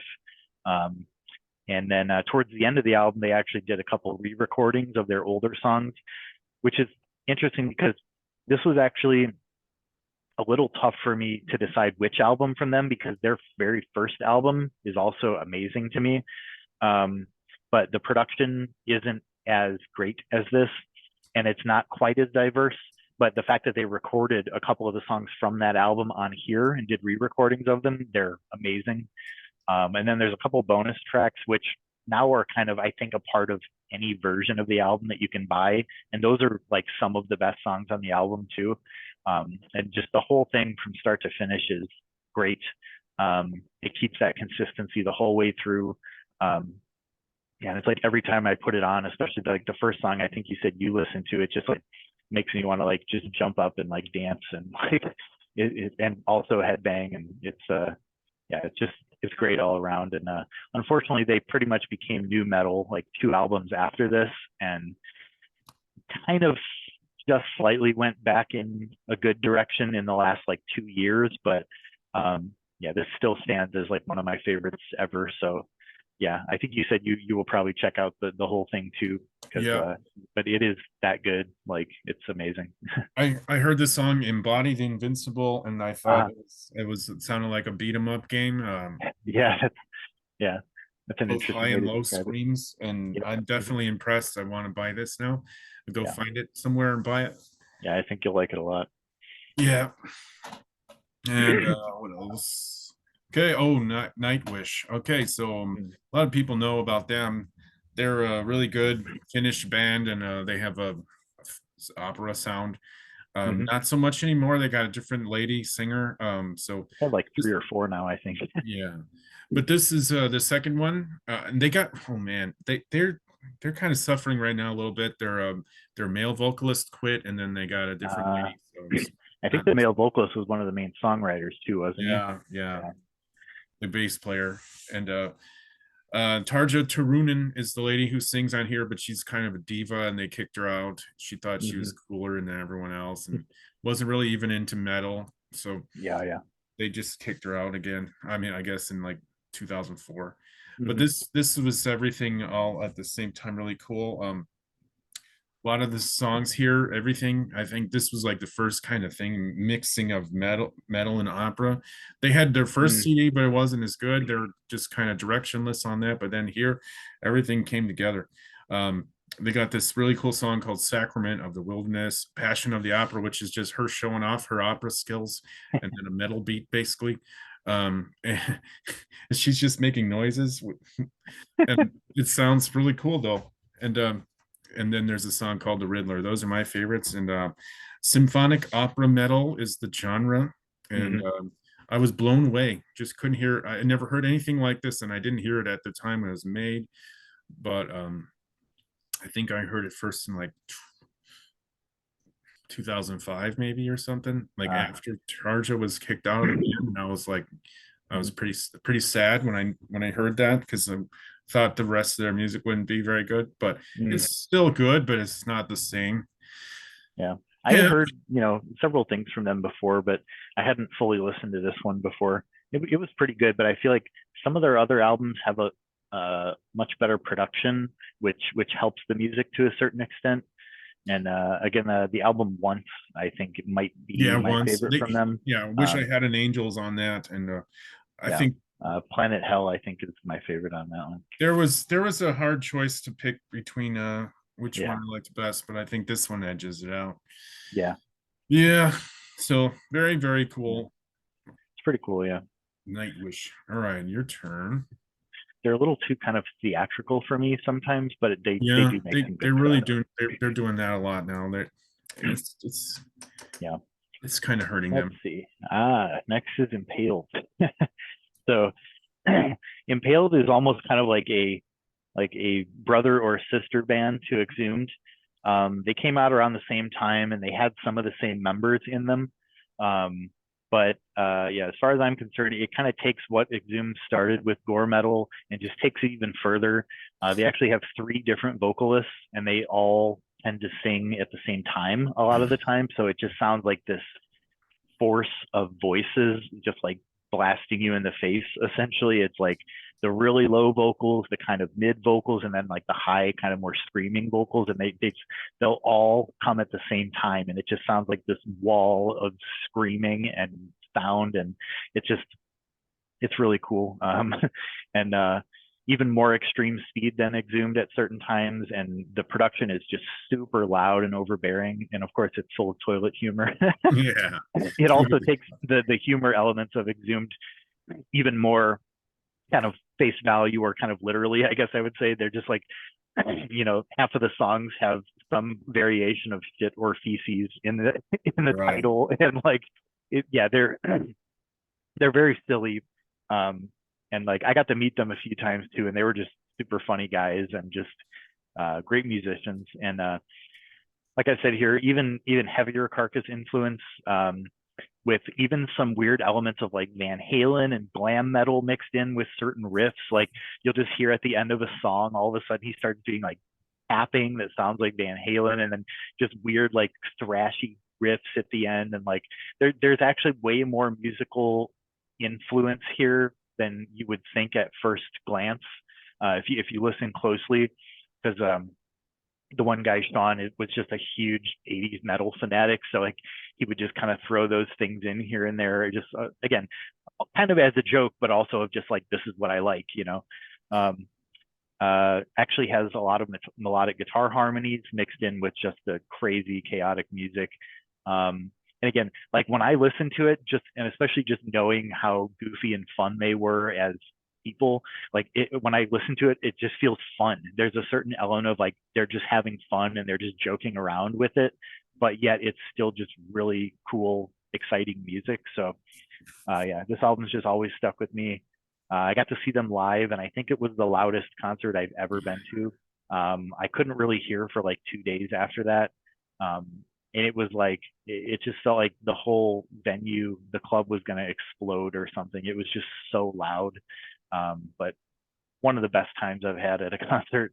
Um, and yeah, they weren't really the same after this, and they actually did a re-recording of this entire album, and it just doesn't work at all for me because it loses that heaviness of the production, and it just doesn't sound right. So yeah, the original one is the way to go for this one for me.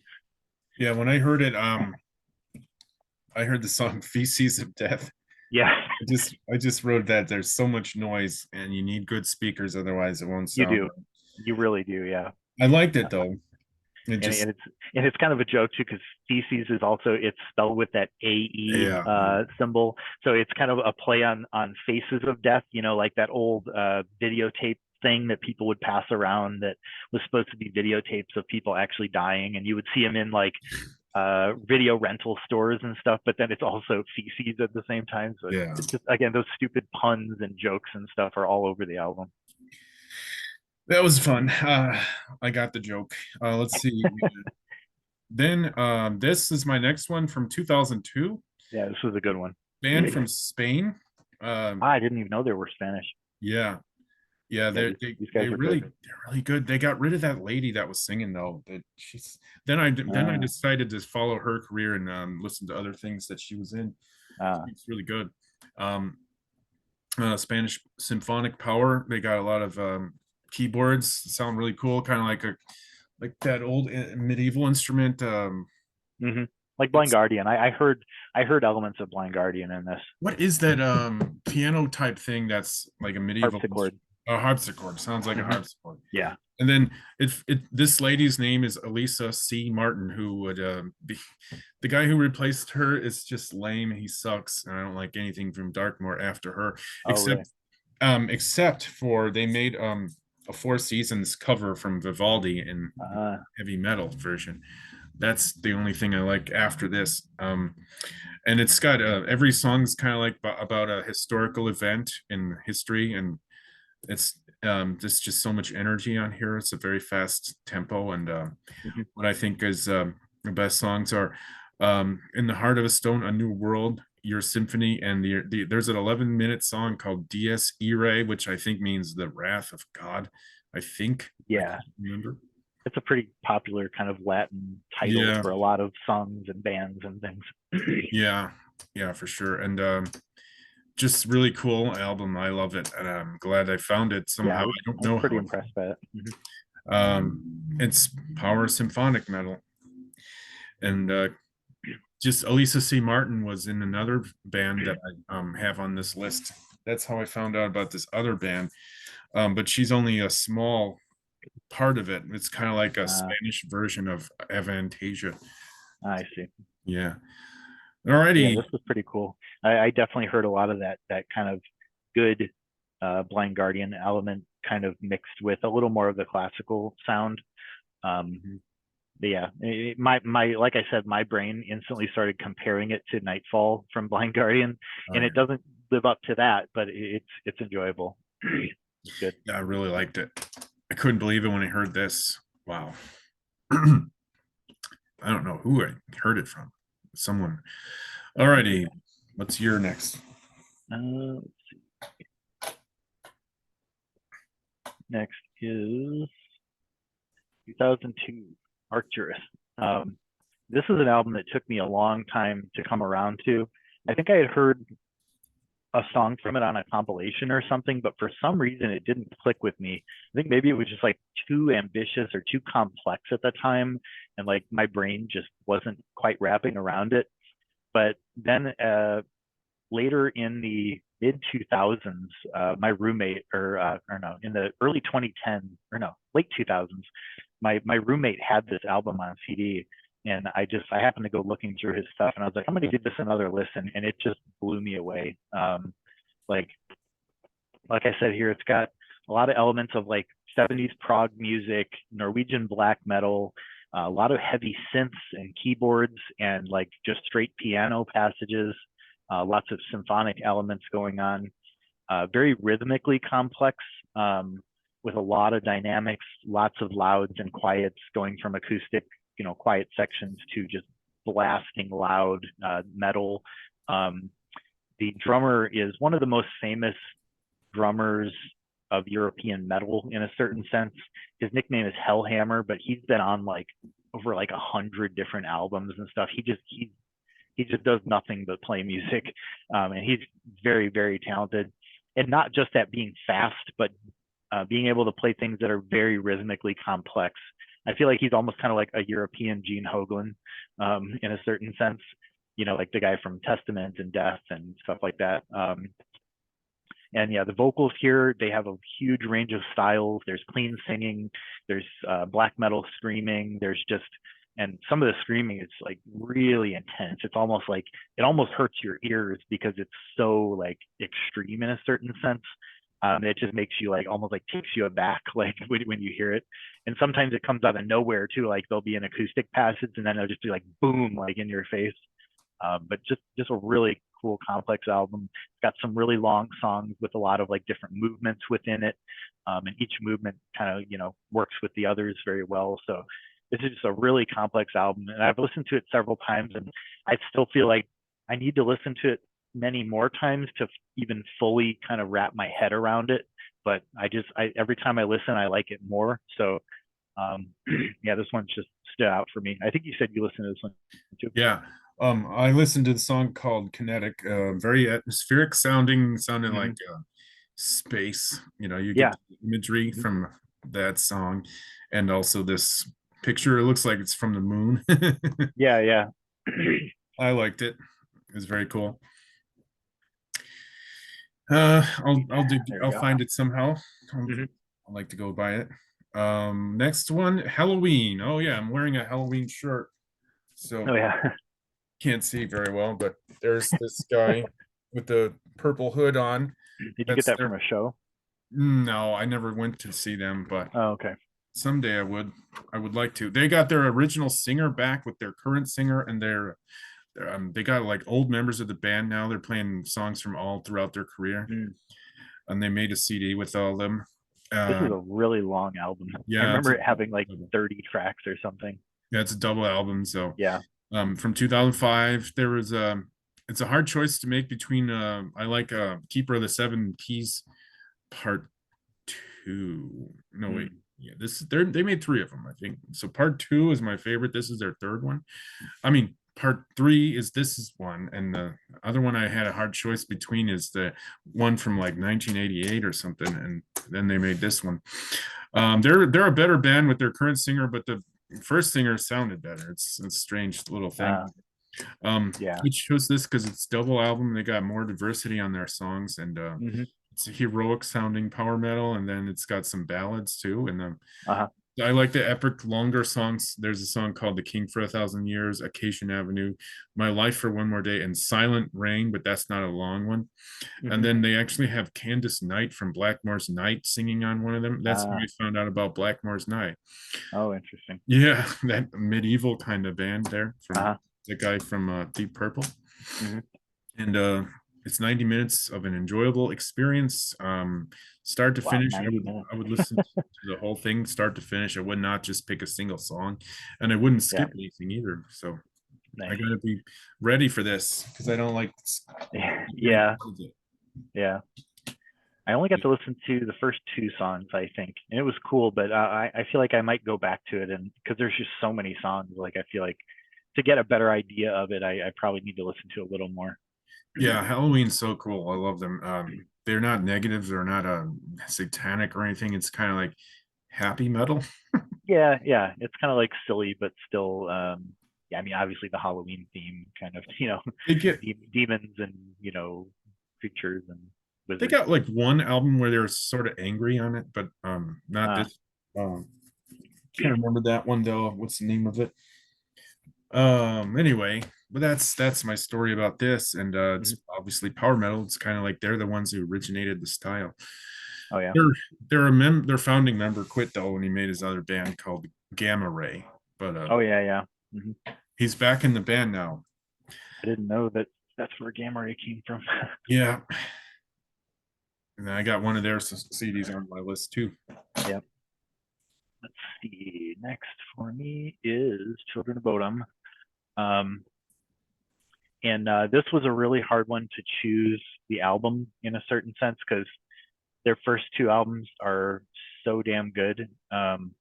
And they have more of the classical elements on their early albums, which I really, really like. But this one just feels like a combination of everything they had done before, but mixed with other new stuff as well. Like I said here, it's like they even kind of brought in some like almost like pop sensibility to it, so that like every song was like catchy and just had this kind of playfulness to it, but it kept those classical elements, the folk elements, and all the death and black metal kind of stuff going on. And like I said, it keeps all the best elements of all their previous albums, but kind of has this extra layer of fun and playfulness and self-awareness and kind of like just silliness. It's almost like they added like a party music element, almost like they mixed Andrew WK in, which is interesting because they actually covered "She Is Beautiful" from Andrew WK on their record right before this. Oh, really? And yeah, it just has some of the strongest melodies and harmonies in their whole discography. I think a lot of the choruses have that fun kind of punk, like sing along kind of sound to it. But the riffing is still just really fast, really melodic, great vocal lines. And this is right after he even started mixing in more, not clean singing, but he would put melody into his like screaming or growling vocals, where it's not just like the abrasiveness of it, but he would mix notes in with his singing. And like I said, it's not quite clean, but it's screaming with melody to it. It's pretty interesting, and I like the direction that it went. Every song is amazing, and the fact that it has those extra layers that their early albums didn't quite have. Like again, the party kind of Andrew WK thing kind of wrapped up in it, and I think that just makes this album that much more listenable and fun. Even though again their first four are all great, but I feel like this was the peak for them. So yeah, if you haven't heard the whole thing, I would definitely suggest listening to it. And again, you can check out the Andrew WK cover. It's a lot of fun too. They also covered a Britney Spears song, which was really funny. That's again, weird to I me. think it's Their just, name doesn't sound like they would be doing that kind of thing. but again, yeah, to me that just brought another element of fun to it. You know, it's like you can tell they don't take themselves that seriously. They're just having fun with the music and doing what they want to do. But it works. And again, the Britney Spears cover is really, really good. Like it's just interesting what they brought to those songs. But then that also showed me that again, they weren't afraid to bring in these elements that most people probably would have said, "Oh, you're a metal band, you shouldn't be doing that," or like they were just like, "We don't care. Like we like this music, we want to cover this music and bring these elements into our music." So I feel like this album captured all of that at once. So it's great. Well, my opinion on the song I heard, it was Needled 24/7. Oh yeah.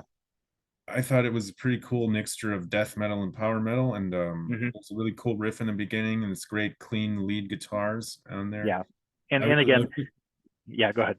I'm gonna search for that and buy it. Yeah, and it goes without saying, I'm sure you heard in that song that the keyboards are just such a massive element of what they do. And their keyboardist is one of the most known keyboardists in metal history. The guy is an absolute virtuoso.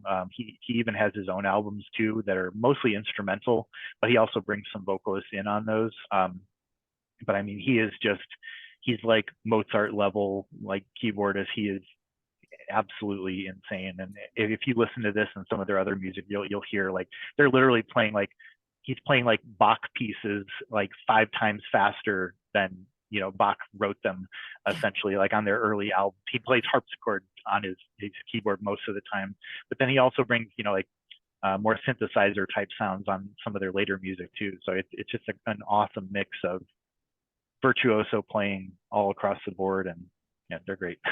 Nice. Who I got next is Mago de Oz. Okay, Yeah, love it's a good one. this album. This was Goofy cover. yeah, I know. Well, they're always like that. They always put some weird stuff in their cover. Yeah. It's always the same artist for their cover art. It's Gaboni. See that down there? It's Hmm. he's always the artist for their cover art. It's the same style art. Gabonitos, is that what it's? What is it? I think it's Gaboni. Gabonitos. No, that's '05. That's when Oh, okay, it I is. see.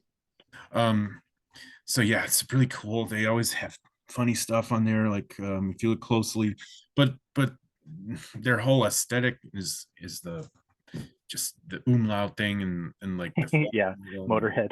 yeah, definitely. and it's this album is a concept album. It's like Ah, anti-Catholic. If you understand the lyrics, then I see. they're definitely they're they're so against the Catholic Church. I heard That's cool. they got some backlash in Spain for this because Yeah, they're super Catholic Spain's there. Catholic Church is a joke. Well, yeah, they're the most like Christophe told me extreme. many times, like it's such a joke. Like nobody takes them seriously, and like even most people who say they're Catholic, they're just doing it so they don't like catch shit from other people, but they don't really like believe it or follow Oh it. It's yeah, just like it's a scam. right. So it was hard to choose between the best Mago de Oz album, but I picked this one because it was like a double album. And Mm, their singer on this, his name is Jose Andrea from like mhm, 97 to 2011. That was their best period. They've had mhm. like four singers, one guy before, two guys after, I think. And this guy is definitely the best. And he's actually from Bolivia. So Ah, yeah, I don't know why he quit, but I saw them during the time they that he was the singer. And okay. I caught the drummer is the guy who makes all the music, writes everything. Not makes it, but he writes everything, lyrics and maybe Ah, music. But he was throwing out bottles of Gatorade in the crowd. Caught one. At the end, when they did their curtain call, they bowed in the front of the stage. mhm. I gave him back the bottle because I was in the front row having the time of my life. Gave him back the bottle. There was still some left. He took another sip and then he gave it back to me. That's funny. I still have that to this day. It was orange Gatorade. Nice. I saw him at the House of Blues in Chicago in Yeah. 2009. And they played a lot of songs on here. And the best Didn't you say songs on your here, car there's got towed or something? no, that was the time I tried to see them again. Oh yeah, that's Terrible experience. That the first time was an awesome experience, and then right. that was Yeah. um the 9 minute song. That's the second track. The first track is like a um intro. It just got the spooky sounds on it. Then Yeah. there's La Voz Dormida, which is that song. That's 9 minutes. Then they Yeah. got Diabolus and Musica Aquelarre and La Cantada del Diablo, which is like 25 minutes. Hmm. They got a lot of guest vocals on there from Spain, which made me Mm. seek out their music too. Ah, okay. Once I got this, and I looked in the notes for all the singers on there, and I found that they all had their own band, and I just Hmm. opened a big box of cool things for me to find Yeah, out. that's cool. And it's folk metal, and I Yeah. can say, like, it's one of the main reasons how I know a lot of Spanish is from music and finding out what the lyrics Hmm. mean.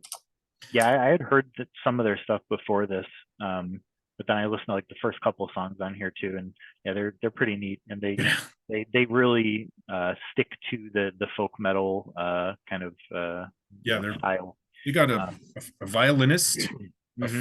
flute player. Yeah, Now they even added a bagpiper, and they have a keyboardist, and they yeah, got a woman singer, a man singer, yeah. two guitar players, and a drummer. It's funny. There's a Japanese idol group that I know of and followed at one point that their sound is actually pretty close to Mago de Oz, um, and it's a little more animated and kind of has like Japanese elements to it too, but it sounds very much like what Mago de Oz does with a lot of the same instruments and stuff like that. So I might send you one of those songs. It's kind of interesting to hear a bunch All of right. Japanese girls singing this kind Yeah, of music. sure. So this one is awesome. Oh, man, best album to ever come out of Spain, in my opinion. Nice. All right. All right, what's next? I think we probably only got a handful left here. Let's see. Next for me is Lamb of God. Um, I feel like this album is unfortunately kind of one of the only great things they did. Their music has changed a lot over the years, um, but this was just for me like the pinnacle. This was kind of a turning point for them um, for several reasons, and there's actually a whole documentary just about the making of this album, just because of what a turning point it was for them and for how popular it got.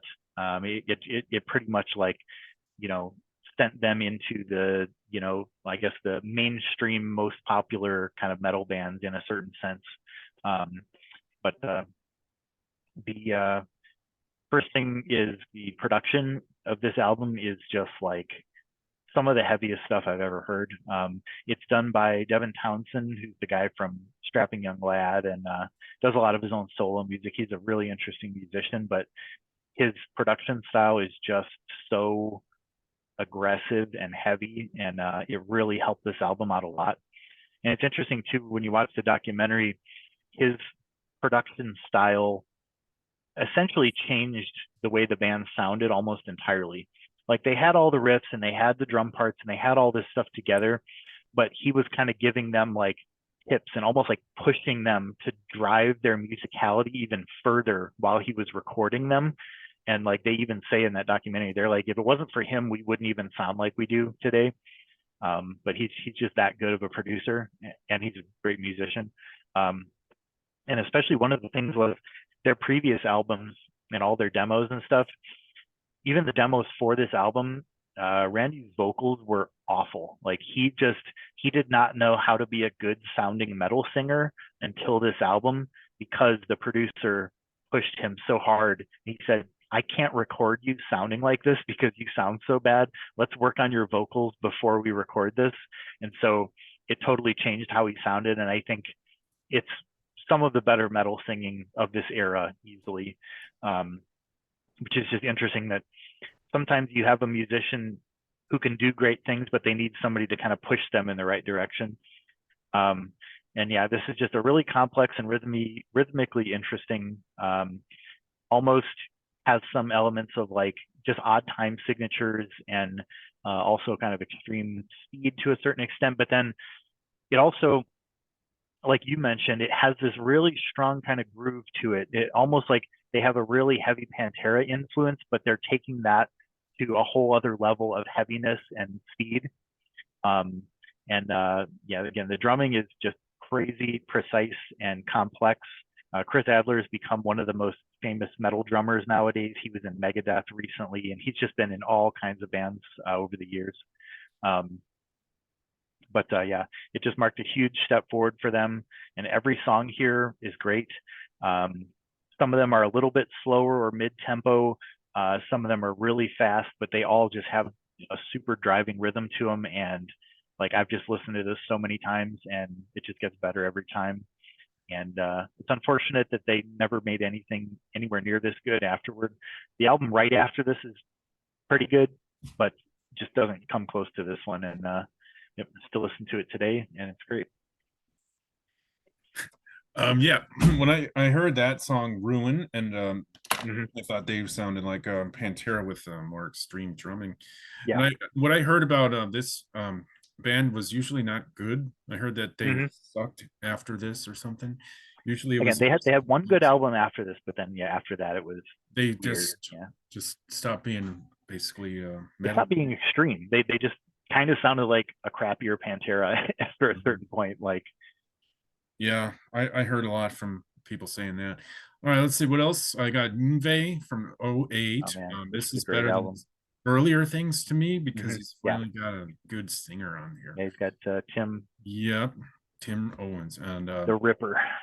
Yes, he had some decent singer on his earlier albums, and there was always a different guy. I never knew who he was, but Scott Soto or something. Jeffrey Scott Soto was the guy's name, but then he got rid of him. He fired him. He's always firing people, and he's an egotistical bastard, that's for sure. Yeah. But again, like we were talking about earlier, a lot of musicians are shitty people, but you make good music. But the songs had focus. He doesn't just noodle around, and you can hear a song and not just noises, and even though impressive noises, but a lot of his songs are just showing off. This actually has a focus. And I think the best player and one of the best vocalists in this whole to come together, the best guitar player and the best singer on the same album. Not the best, but maybe one of them, the best singers, I should say. He's a crappy person too. He's an ass. I've seen Ripper, yeah. But Yep. anyway, he's not as extreme as someone that would go storm the Capitol. But he's in, Yeah, yeah. yeah. And the next album they made with Tim Ripper Owens was the second and last one, but that one was good too. But now Yngwie is singing his own material. He's singing. His band has him as the singer, and he sounds Right. like terrible. It's like Kermit the Frog singing.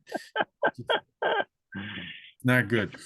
He can be awesome at everything, but Yeah, this is so a great one though, yeah. he's got Red Devil, that song, Damnation Game, Be Careful What You Wish For. I really like that one though. Hmm. Probably the best to me. Be careful what you wish for. Yeah, And and I then really like the instrumental Capriccio de yeah, Diablo. That that really was good. really, they made a big deal about it, and then they even maybe have it as a single, I think. Oh, did they? I think so. I think so. Hmm. That was a big deal back then in '08. And then there's a song called Four Horsemen of the Apocalypse. Just awesome. And I saw Yngwie play a concert right when this was popular, Oh yeah. and it was Tim Owens singing. And Yeah. I thought it would sound like weird because I don't know if they even had a rhythm player, but Mm, they had him just doing it. It was one guitar player, one yeah. keyboardist, drummer, and Tim Ripper Owens. Maybe a bassist was there Yeah. too. It was just, jeez. And I didn't even know if they had a rhythm player, but it was the best concert I ever seen in my life. Yeah. And Tim Owens is crazy good live. Like when you hear his voice coming out of like a PA system, it's just like holy shit. Like it's so Mhm. powerful. And at the end of the concert, he threw the broken guitar into the audience, and I was nearer people that were fighting for it. Like there Oh was yeah. brutal Wow. fighting, like punching. Crazy.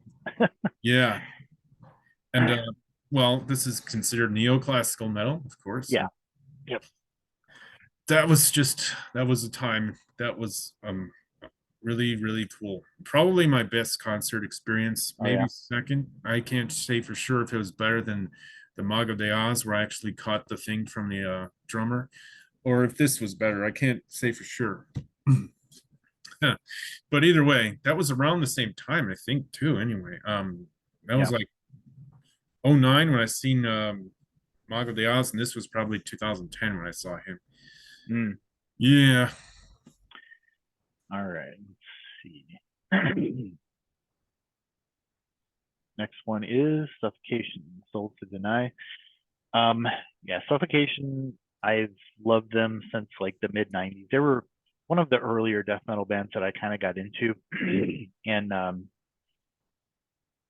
this record was their first record back after a 6-year hiatus.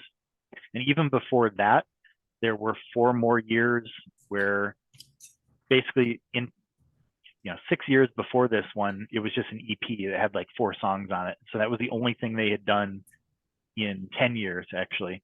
So this was kind of like a return to form. They brought back a lot of the original members, and I feel like the songwriting just kind of took on a whole other level. They started incorporating more melodic elements into it than they ever did before. Even a little neoclassical and kind of black metal stuff here and there. And the recording is kind of cleaner than ever. Even though the vocals are a little strange at first, after like a few seconds, I stopped even caring about it. But because the riffing in the music is just so good, and it's kind of just always crushing. There's not really a whole lot of quiet parts or acoustic parts on this one. Um, and this is the first album they had done in a long time without their main kind of songwriter, but it didn't even matter because the other guitarist who kind of became one of the main songwriters clearly was as good or better than him. So this album just, it impressed me from the second I heard it. They released a couple demos before it came out, and I was already just like, this is some of the best stuff they've ever done, even those demos. So yeah, this has just always stuck with me. The production is, I think, the best production they ever had. That was one of the things with all their earlier albums, that they had a lot of issues with production. They could never really get their sound captured that well until like 94. And but this just kind of alleviated all those problems and just became my favorite of them. It was kind of a hard call between this and the one from 94. But this one just kind of wins out for me.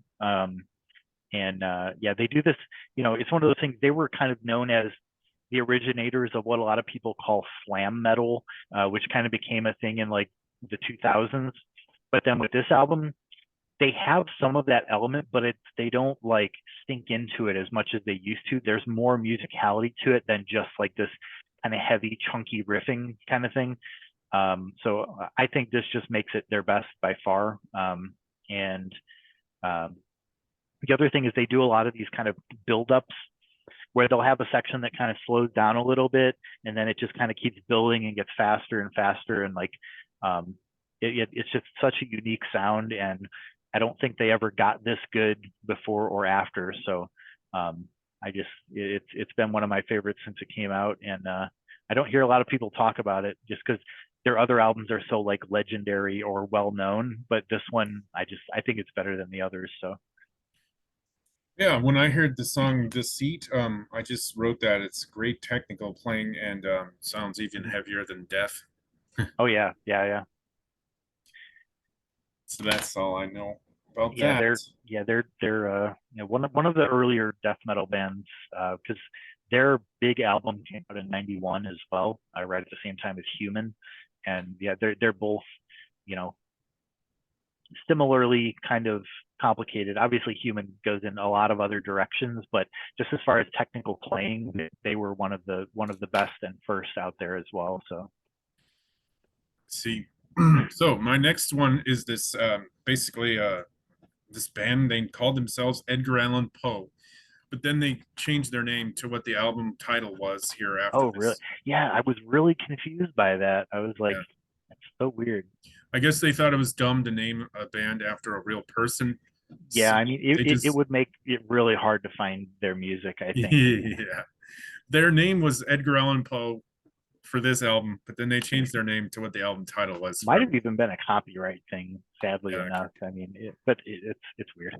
But it's the Spanish kind of like Avantasia project. This guy made like an all-star cast and different person on every song. I just noticed at Rest- the bottom it says opera rock right under the. oh yeah. Yeah. Didn't notice that. Progressive metal progressive metal biography of Edgar Allan Poe. Uh, Um, there's some, yeah, like I said, similar to Adventillo, the Spanish famous singers. mhm, And this band is called, well, I already said these things, but anyway, mhm. it's awesome music, well written, and a great way to learn more Spanish and find out about Edgar Allan Poe's life. Yeah. Um, Did I tell you I got to like see a lot of his stuff when I went to Providence oh, last really? year? Okay. Yeah, Providence, Rhode Island. He spent a lot of time there and lived a lot of his life in that area. And they had a bunch of his books, and I even got to see like his actual handwriting and stuff. And they have some cool artifacts there. Well, that's cool. And one of the characters in this is that singer from Dartmoor. So it's like Oh, okay, she plays like his wife or something in this. okay, It's kind of like a play, maybe some part of it. Um, yeah, yeah. really fun, just power metal historical biography. Hmm.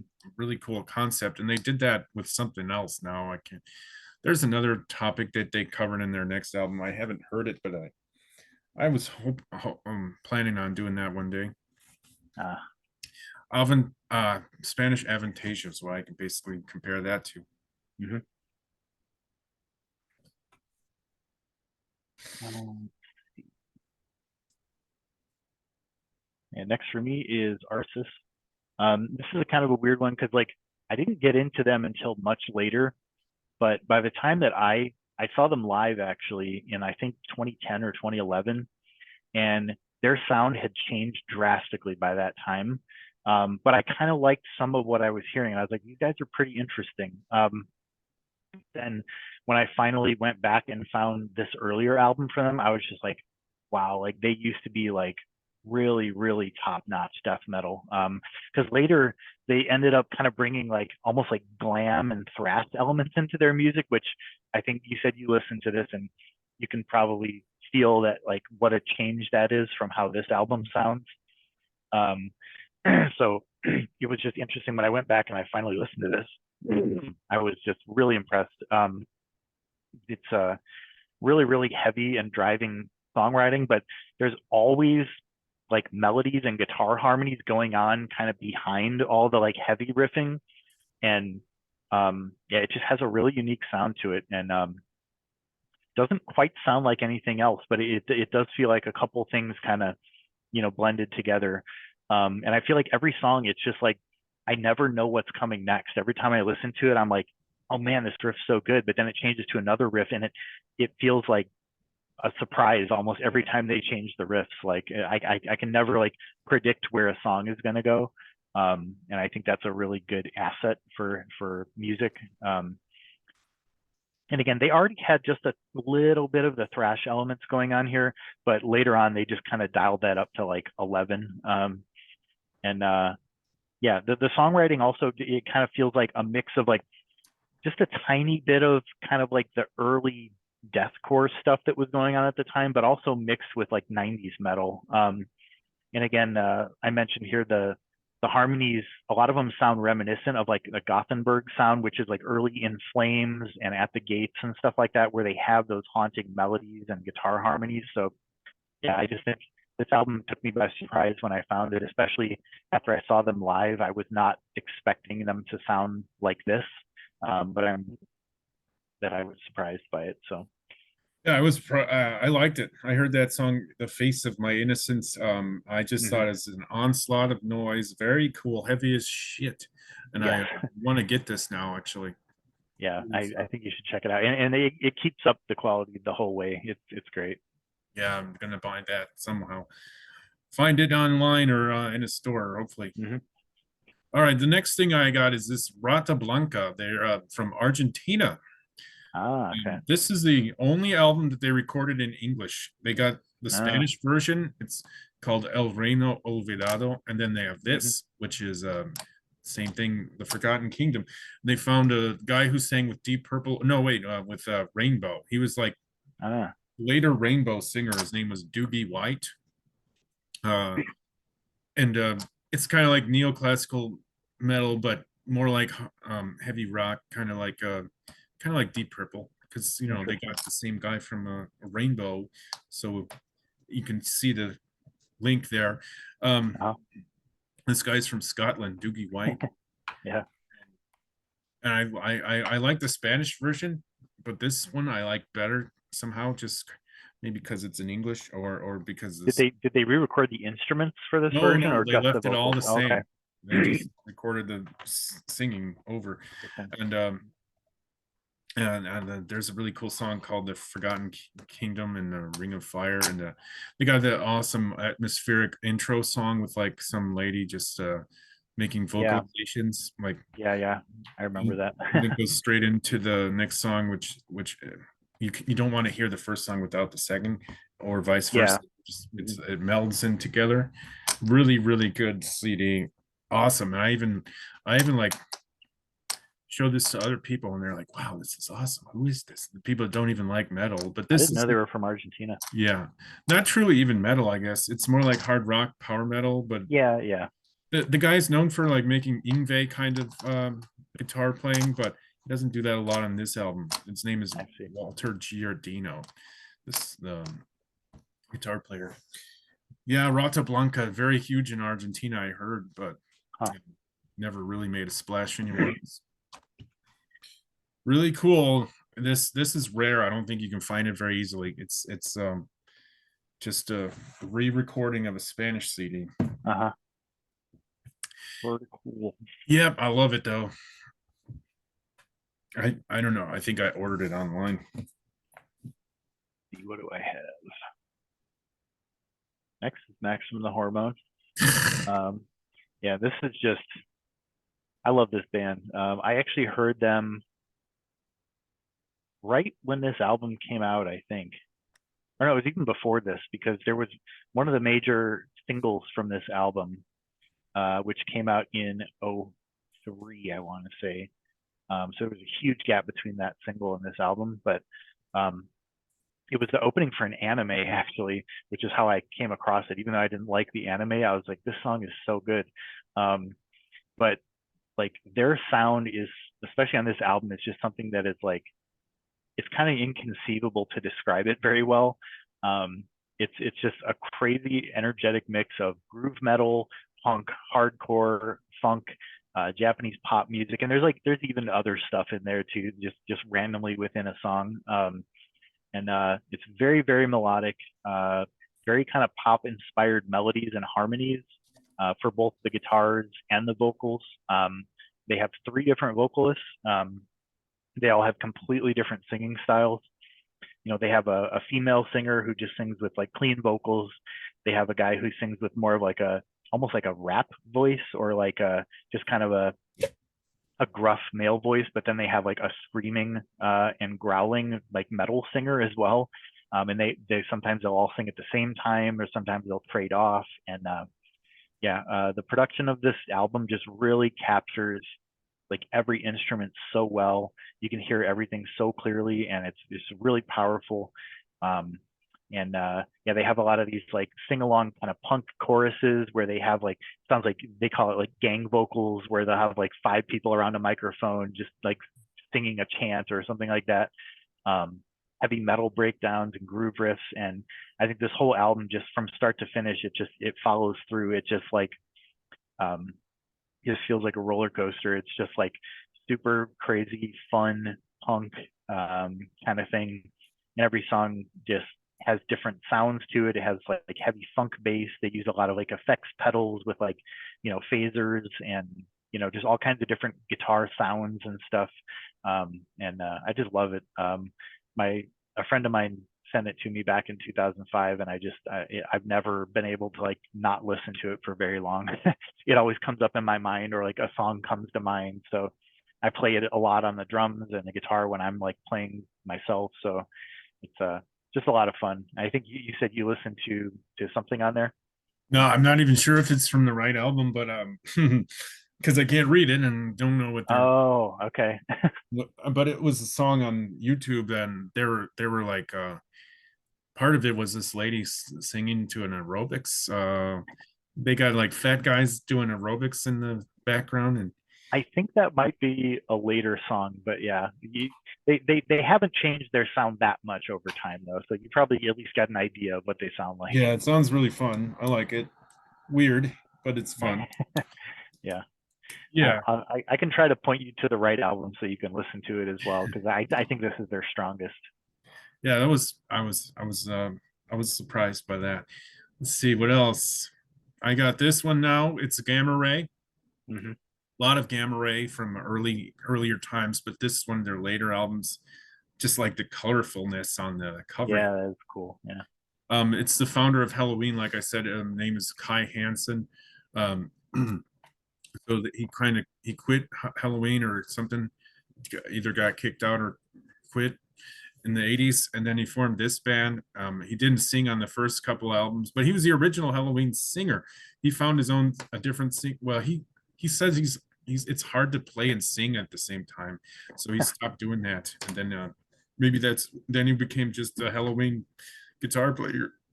Huh. And then he found a different guy to sing for him in this band. At first, that lasted about 2 albums, and then he just decided to do it again. And the man practically invented power metal. He was the original Halloween founder. Mm.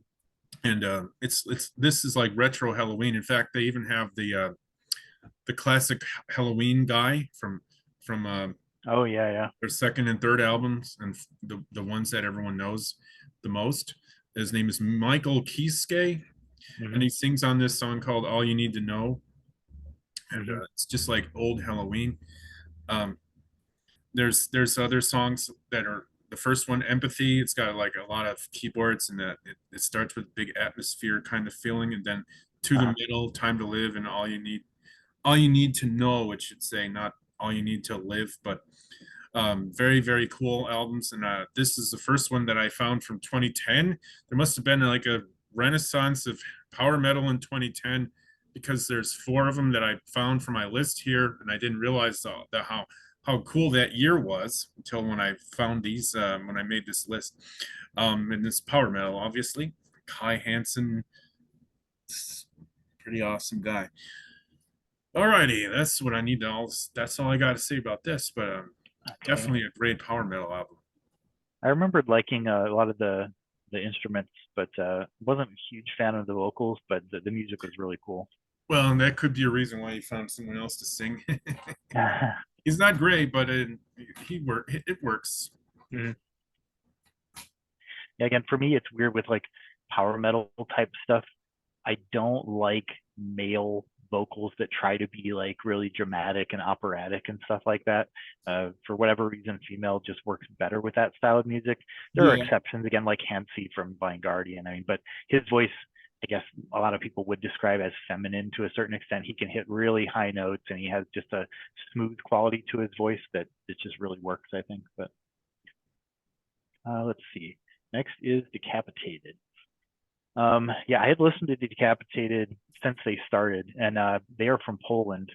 Oh And when yeah. they started, they were like 15 years old, but they were making some of the most extreme death metal like that anyone had ever heard. Like it was crazy. They weren't even out of high school, and they were like blowing away like world-renowned bands basically.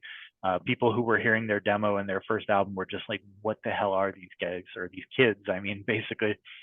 Um, and this was their fourth album. But this is, I feel like, kind of a turning point for them because their earlier stuff was a little more kind of traditional death metal or thrash metal, I would say. And even though it's really good, like I actually was pretty close to putting their first album on here instead. But it's like every time I listen to this album, it's just like it it like blows my mind. It's like I'm listening to it and trying to like catch the rhythm and figure out what he's doing with the guitar and the drums. And every time, as soon as you start getting a sense of what's going on with the rhythm, they totally change it and go to something else. And it's like, I think that's one of the coolest things in music is that it's just constantly like pulling you in a different direction and like surprising you all the time. And that's what this whole album is for me. Um, it's like they'll settle into a groove for a few seconds and then all of a sudden they'll just jump to another groove with a completely different rhythm. Um, and that takes a lot of musicality too. Um, so yeah, this was the first of their more kind of technical, experimental kind of albums. And yeah, also this is when he really started digging into.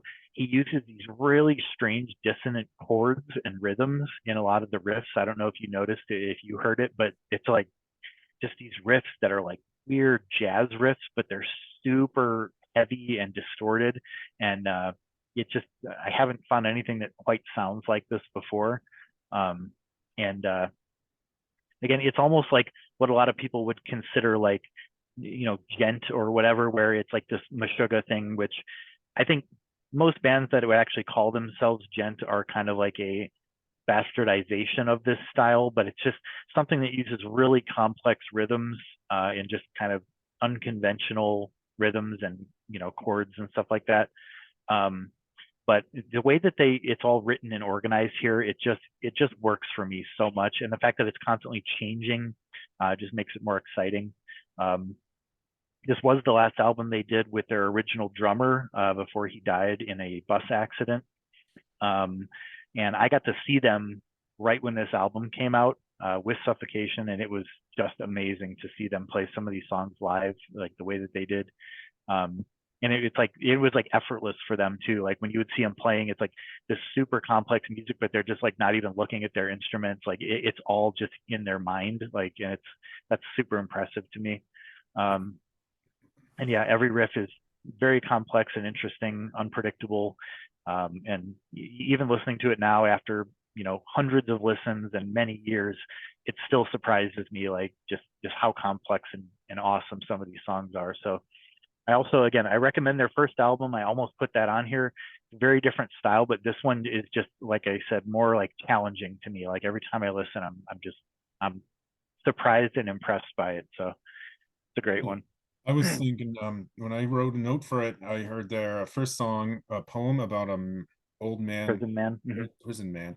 Mhm. Yes, and I thought it was awesome, aggressive, fast tempo, great, Oh great. yeah, I would like to track them down. yeah. And again, just Decapitated. tons of groove. Like every single riff is just ultimate groove. Like, but again, also doesn't stick with that one groove. It's constantly changing it up. So So my next one that I like a lot here, Avantasia. I couldn't figure out which Avantasia that's the best, and this is, Mm, it could really go two or three ways, but they've kind of maybe sucked a little more in the last few years. But this was when mm. they're at their peak, 2010. This guy named Tobias Sammet has a band called what's their other one called? Whatever it is, I can't remember, but he's the guy from another band, and decided to do this. He's the bassist in both bands, and he's basically assembling an all-star cast, and that's what they do every single song. But they use a lot of the same guys now. It used to be more dynamic, but now they just go to the same three or four guys, which maybe Uh, why their quality is not as good as before. uh, This album has a great cast in particular, though, and this is how I really kind of found out about bands like Symphony X, Yorn, I mm. think, and Sabotage. Maybe I knew about Sabotage, but then he kind of pointed me They back to have similar members. I see. yeah. So um highlights, there's the song Death is Just a Feeling by the guy from Sabotage on here, and then Symphony of Life that has this really cool opera lady on here. I don't think she's got any other band. I think it's just some crazy talented lady they found at the local opera. Who knows? Um, and there's a song called Stargazers, which they're all different, very different songs. Mhm. And they even have a Tim Owens song on here, I believe. Maybe it's from this that I know they do on something, but they kind of released this as like a twin album the same day in 2010 or something. They didn't release them as a double album. They just released two of them. So I got both of them, but I think this one's better. It says arena metal. You got big Mm, choruses, like I think they got a song with the guy from the Scorpions, and I see. they got just big choruses that they want the whole arena to sing along to. That's my definition of this kind of music, I think. Yeah, one of my friends is like super obsessed with this band. It's like his online screen name is Avantasia. Um, Yeah. I can't really get into them. There's something about it that I don't know what it is. It just doesn't resonate with me. But it's I Well, have a lot of friends who like it. I like them. I like them, but like I said, in the last 5 years, they're really not that good anymore. Mhm. Yeah, but that's a really good one for my collection. Mhm. Let's see what's next. Next is Black Dahlia Murder. So yeah, this is a pretty great album. I also came onto them pretty late because they started in early 2000s, and I didn't care for much of what I heard from their early stuff because I remember Keith and Weisner were really into them, but I just something about their early music doesn't really do much for me. Um, but then later on, they had member changes and stuff like that, and they just, especially with this album, they just absolutely killed it in like every department. Feels like they had a perfect lineup of just songwriters that worked really well together and all just super competent musicians. And it's pretty straightforward death metal. Has a pretty strong sense of melody though. It takes a lot from what they call the Gothenburg sound, which is that melodic early 90s kind of Swedish In Flames and At the Gates kind of sound. Um, but it's also very catchy. Like all the riffs just have this great melody and sense of like rhythm to them, um, and also has a lot of groove for death metal. It works in a good amount of that kind of thing. And I think, as you had mentioned when you listened to it yesterday, their singer Trevor was just one of the best vocalists in death metal, I think, probably ever. He had such a range of what he could do, and the way that he would switch between the different styles, just like from 1 second to the next. He was, yeah, he was something special, and it really lends an extra kind of aggressiveness and impressiveness, musicality to this album. Um, and I actually got to meet him several years ago when I saw him live, and he was just the coolest guy and super funny. So it was really sad when he committed suicide last year. Yeah, I think it was a kind of a shock to the whole extreme metal community.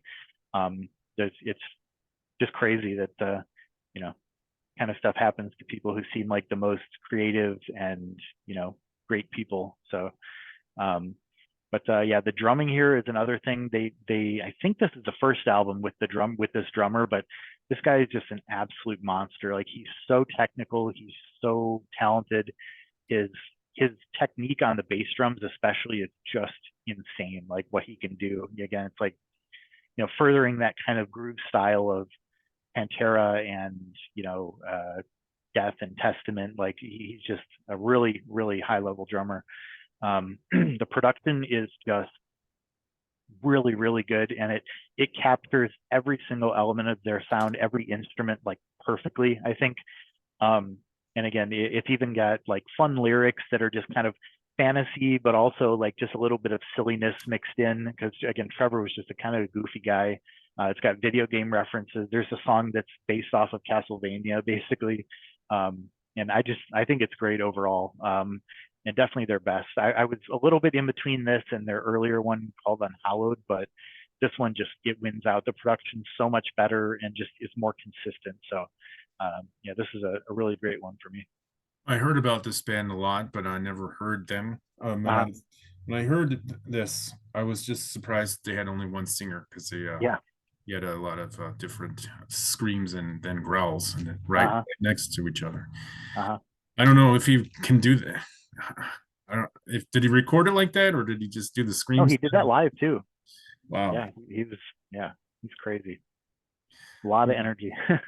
Yeah, that was pretty weird that you can do both of those. And then what else? Next for me is another from 2010. This is really cool, man. I think this Yeah, is this is a good one. awesome. This is one of the best power metals albums ever. And I even put this, I don't even have a Blind Guardian album on my list. So this, Uh, I was at a Blind Guardian concert, and then these people here, Seven Kingdoms, were the opening act, and then they uh, had a, the second group was also pretty good. I wish I could remember their name, but I did buy something from them too. But this was more awesome. I thought, mhm. this lady, her name is Sabrina Valentine, the singer here. Um, they got a guy who does death growls and stuff too for like Yeah, yeah. background I vocals. like the dual vocals. Yeah, Yeah, it was and they're good. actually husband and wife. And I remember seeing Ah, this guy. He's like a long black-haired Hispanic guy, and he was like mhm. doing this with his hair, and Yeah, yeah. really cool, and shiny black hair that he Mhm. had. Now he's kind of got gray hair, but they're really really awesome. And they were fucking awesome. As soon as they were done, I went to the merchandise table and I bought this CD, and so did a Nice. lot of other people. They were not well known at that time, and this Ah, was right when this was released, like 2010, mhm. or maybe it was 2011. But Yeah. I saw Blind Guardian, and then I actually thought this was more fun than the Guardian section of that concert. So yeah, I did enjoy their set more than the Blind Guardian, and that's pretty impressive. Yeah. They got these really cool songs, Wolves in Sheep's Clothes. Mhm. It's got a sing along kind of quality to it. Somewhere Far Away is just a really heavy, like thrash metal almost. They got a Somewhere Far Away with the girls singing like regular vocals, and then they got a I think they have a part of that song where it's just growling, and then Open the Gates is another cool song. It's got a Mhm. very cool chorus, and just the whole entire CD is just awesome. And then they have another one. There were two or three more after this, and I only got the next one after this. I should look up the other ones, but then I heard that they had music before this where it was a guy singer, Mm. and I did buy that one. I didn't think it was anything close to this awesome. Mm. So they did the right thing by getting her as the new vocalist.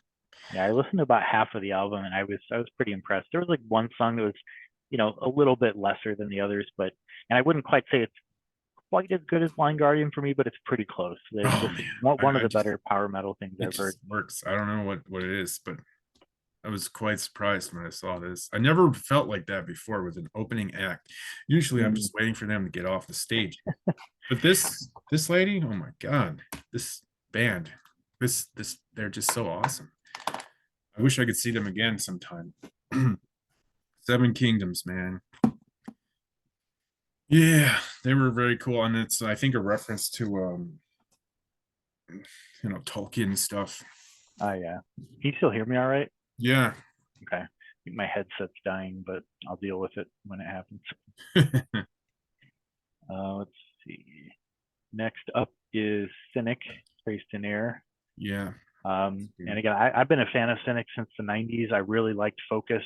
But then, they disappeared for like 20, almost like, well, I mean, here you can see, basically it's their first album in 14 years when this came out. And I was always curious because like they started doing some reunion shows a little bit before they started working on this album. Well, I guess not even before because their reunion shows they were playing some of the songs from this album, like early versions of these songs. But yeah, it took everything they did with Focus and their early stuff and just added even more kind of ethereal sound to it. They added some extra keyboards, like jazzy and prog elements brought into it. A lot more melodic focus to it.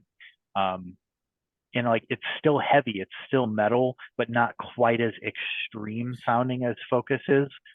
Focus is much heavier and just has this really aggressive edge to it. But this one is much more well-rounded, I would say. Yeah. Really emotional guitar solos. Like Paul just has a way of writing that just, again, it makes it sound like the guitar itself is like singing or talking. And he has a lot more clean singing on here. They did have another guitarist come on who was doing the more screaming vocals for this album. But Paul was only doing the vocoder and the clean vocals on this album. And it's really good the way it all worked out. It has more melodic complexity, more layering. And the drumming it's slightly less like extreme metal drumming than, like Focus and their early stuff, but it's so much more like thoughtful, as I say here. It's like it's so much more flowing and like it has its own kind of rhythm and quality to it. And I love so many of the sections on this album. They ended up doing a couple of years ago, they did a remastered version, which Yeah. is not as good. Yeah. Because they actually removed all of the screaming vocals, which I didn't realize until I had already bought it. And I was like, I don't really like that. Like, I think those screaming vocals added a lot of dynamics to it. And I actually had a conversation with the guy who did the screaming vocals and the rhythm guitars on this album. And like, he was really cool about it. He's like, I don't really mind. It's Paul's project. If he wants to do that, that's totally fine with me. My guitars are still there, so he was really cool about it. But I was like, just telling him, I'm like, I think your screaming vocals added a lot of dynamics and interestingness to this album. And he was really like appreciative of that. But I just don't like the remix. Yeah, I only got the because remix. it lost some of that. Like, the instruments are also remixed with dynamic. Okay, yeah, but yeah, I think the original version is the way to go. And again, something without Timon's vocals on there. So, but yeah, just one of my all-time favorites. And all their stuff is great, like period. But I think this is just the peak, I think, for me. Yeah, I liked it too, but I only have the remix one. I didn't. Yeah, I would try to track down the original if you can somewhere, or I can send you to it. But.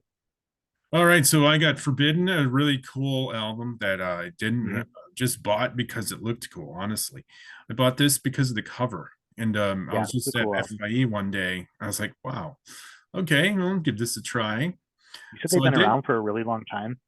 Yeah, they are. They're from the 80s or something. Okay. They made they stopped making music for a long time. Like, I felt that they probably had, just based on the album cover, it looks like an 80s album cover, but I had no idea this was so modern. Yeah, and that was the last one they made, so they might be done again. I don't know. So I see. 2010. Yeah, so 13 years. I really liked it, and so I went back and got everything else, and it was hard to decide which one I liked best. I think their vocals really improved over the years. This is their latest one. In the earlier days, they just had a kind of weak screaming kind of. I see. Didn't like it too much. It didn't even sound like music. They were just yelling. I didn't like it. And but it was awesome. Now this is awesome. I like it a lot. This I will go back to this and hear a lot. And then And they're actually from the Bay Area. They're considered like one of those Yeah, yeah, founding thrash bands. And there's really cool songs here. And my favorite is actually Dragging My Casket, but I like these other ones, Forsaken at the Gates. I think that's the second one after an intro song, maybe, or it yeah. is the first one. I can't remember. And then Overthrow, but this is thrash metal for sure, obviously, and just really, really cool. Yeah, Um, I did get that sense of like kind of that Bay Area thrash, but even the modern production I think helped it a lot. But it did give me those kind of like Testament vibes almost, where yeah, it like seems really like fast drumming, really intense guitars. It's cool. if I knew more about Testament, maybe they're actually better than Forbidden, but that I was only going by what I Well, know already. keep checking them out. Yeah. I like Testament. I've since bought some of their stuff and Oh haven't yeah, really let it sink in yet. So I I really see. like them though. All right, we're getting close to the end here. Yeah, I think so. Let's see. Next is Flesh God Apocalypse. Um, Okay. yeah, and this is a crazy thing. Like I found out about them in 2010 after this album was out for a little while. Brandon actually like told me about them, I think, Yeah. or no, I think I actually went to a show. Yeah, because I went to a Suffocation show and they were the opening act. And Brandon was there, Yeah. unfortunately. But he I, told me he's like, he said they you melted my know, face off. he's like, I think everybody came here for Suffocation, but I'm actually here for Flesh God. And sometimes he has good taste, but I just didn't quite know what to think. But then as soon as they started playing, like within seconds, I was just like, oh my God, these guys are insane. Like they're so talented, they're just so extreme, and just their songwriting is insane. Like within seconds, I was like, I'm going and buying every single thing they have at their merch table right now. Like, They They're they're from they're Italy, right? they are, yeah. Let me plug in my other headset real quick. Can you hear me? A little bit less. Oh, maybe it hasn't switched over. There it is. Yes, now. Okay. So yeah, yeah, and these guys just like they absolutely blew me away. Like it almost as soon as they started playing. And I actually got hurt during their set because people were moshing so hard. Um, so it was just it's crazy. And they were touring for their EP that came out right after this. And it's almost equally impressive. But the fact that this is a full length album, and again, they are actually classically trained Yeah. Italian, like classical music writers. Like they went to college for this. They were writing symphonies while they were in college, but then they decided to make a death metal band. But the music is written as if it was actual real classical music, but it's just played on metal instruments. And it's like everything about it, you hear it, it's almost like it was meant to be played on violins and cellos and stuff like that, but instead it's just being played on the loudest, most aggressive guitars and drums that you've ever heard. Like the production on this album is like nothing I've ever heard. Like it's just so loud and it's so perfect for this type of music. And like you can tell as you listen to it, like it really was written as a piece of classical music. It was just not recorded with classical instruments. Just the guitar harmonies, there's operatic elements, just all with this really technical death metal instrumentation. It has a lot of dynamics, even though it keeps up a certain amount of kind of speed and furiousness throughout most of it.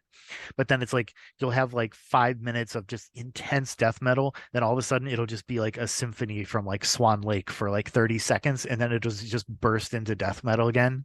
And I've never heard anything this amazing. Like it just it has all those great elements of all this types of music that I love, but it's just wrapped into a new kind of package that had never really been done in this way before.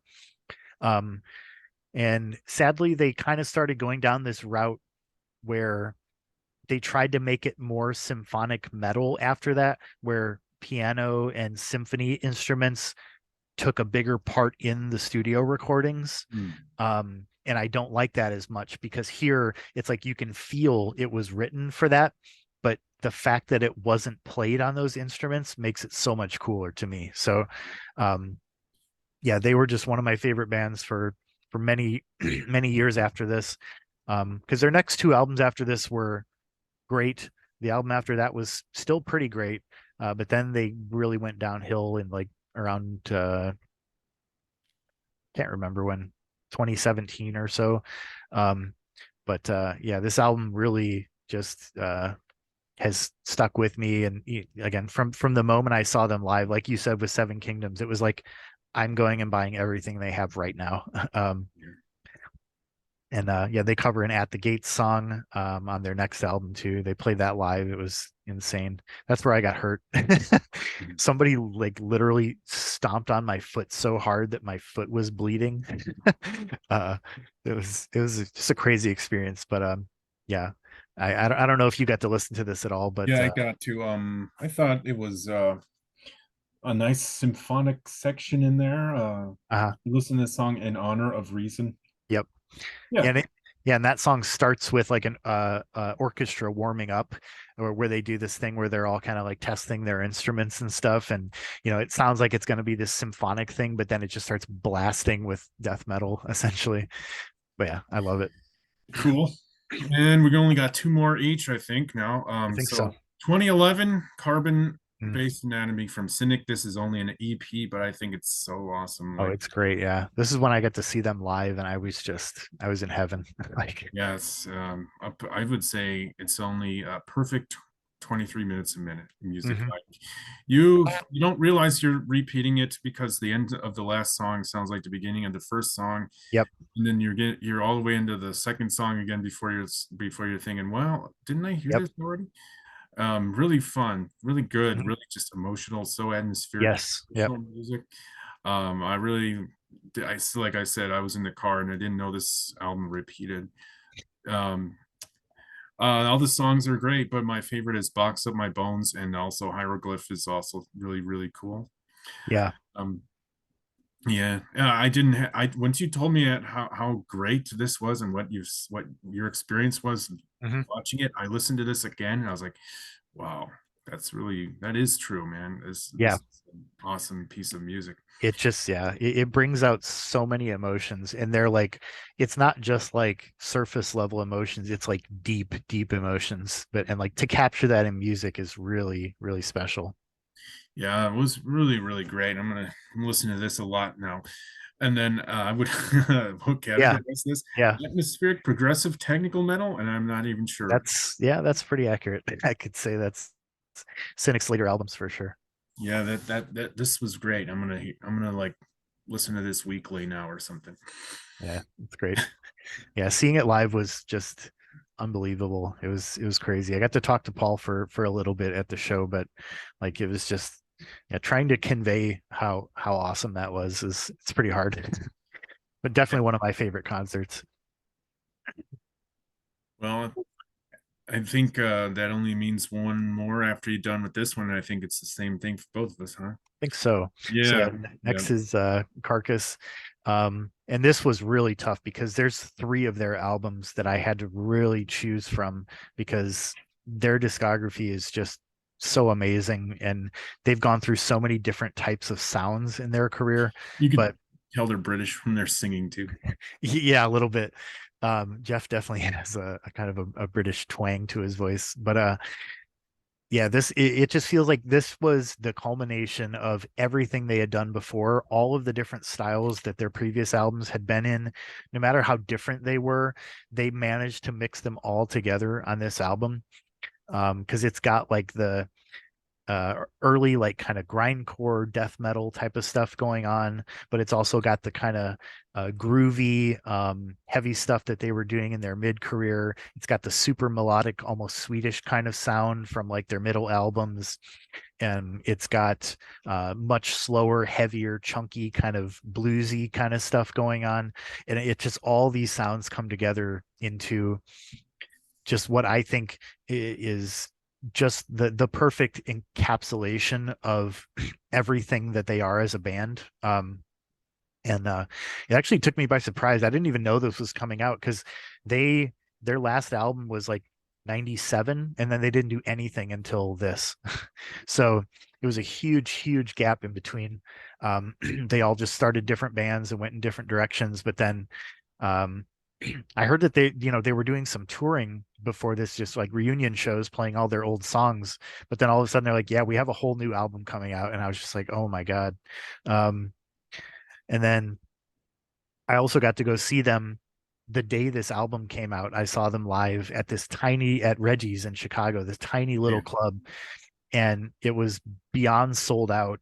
And I was right in the front row, and I just like lost my mind. I was like, I can't believe I'm seeing Carcass, because I never thought I was going to see them, because again, they were gone for so long. They had disbanded and no one ever thought that they were going to come back. And then all of a sudden, like I was standing there watching them play right in front of me, like playing all their amazing old songs and then a bunch of the songs from this album. And it was just like one of the best concerts I've ever been to. Like I yeah, it was crazy. There were certain points I was just so into it, and like I almost couldn't breathe. I was just like so like into it, and like like a frenzy almost. Is just awesome.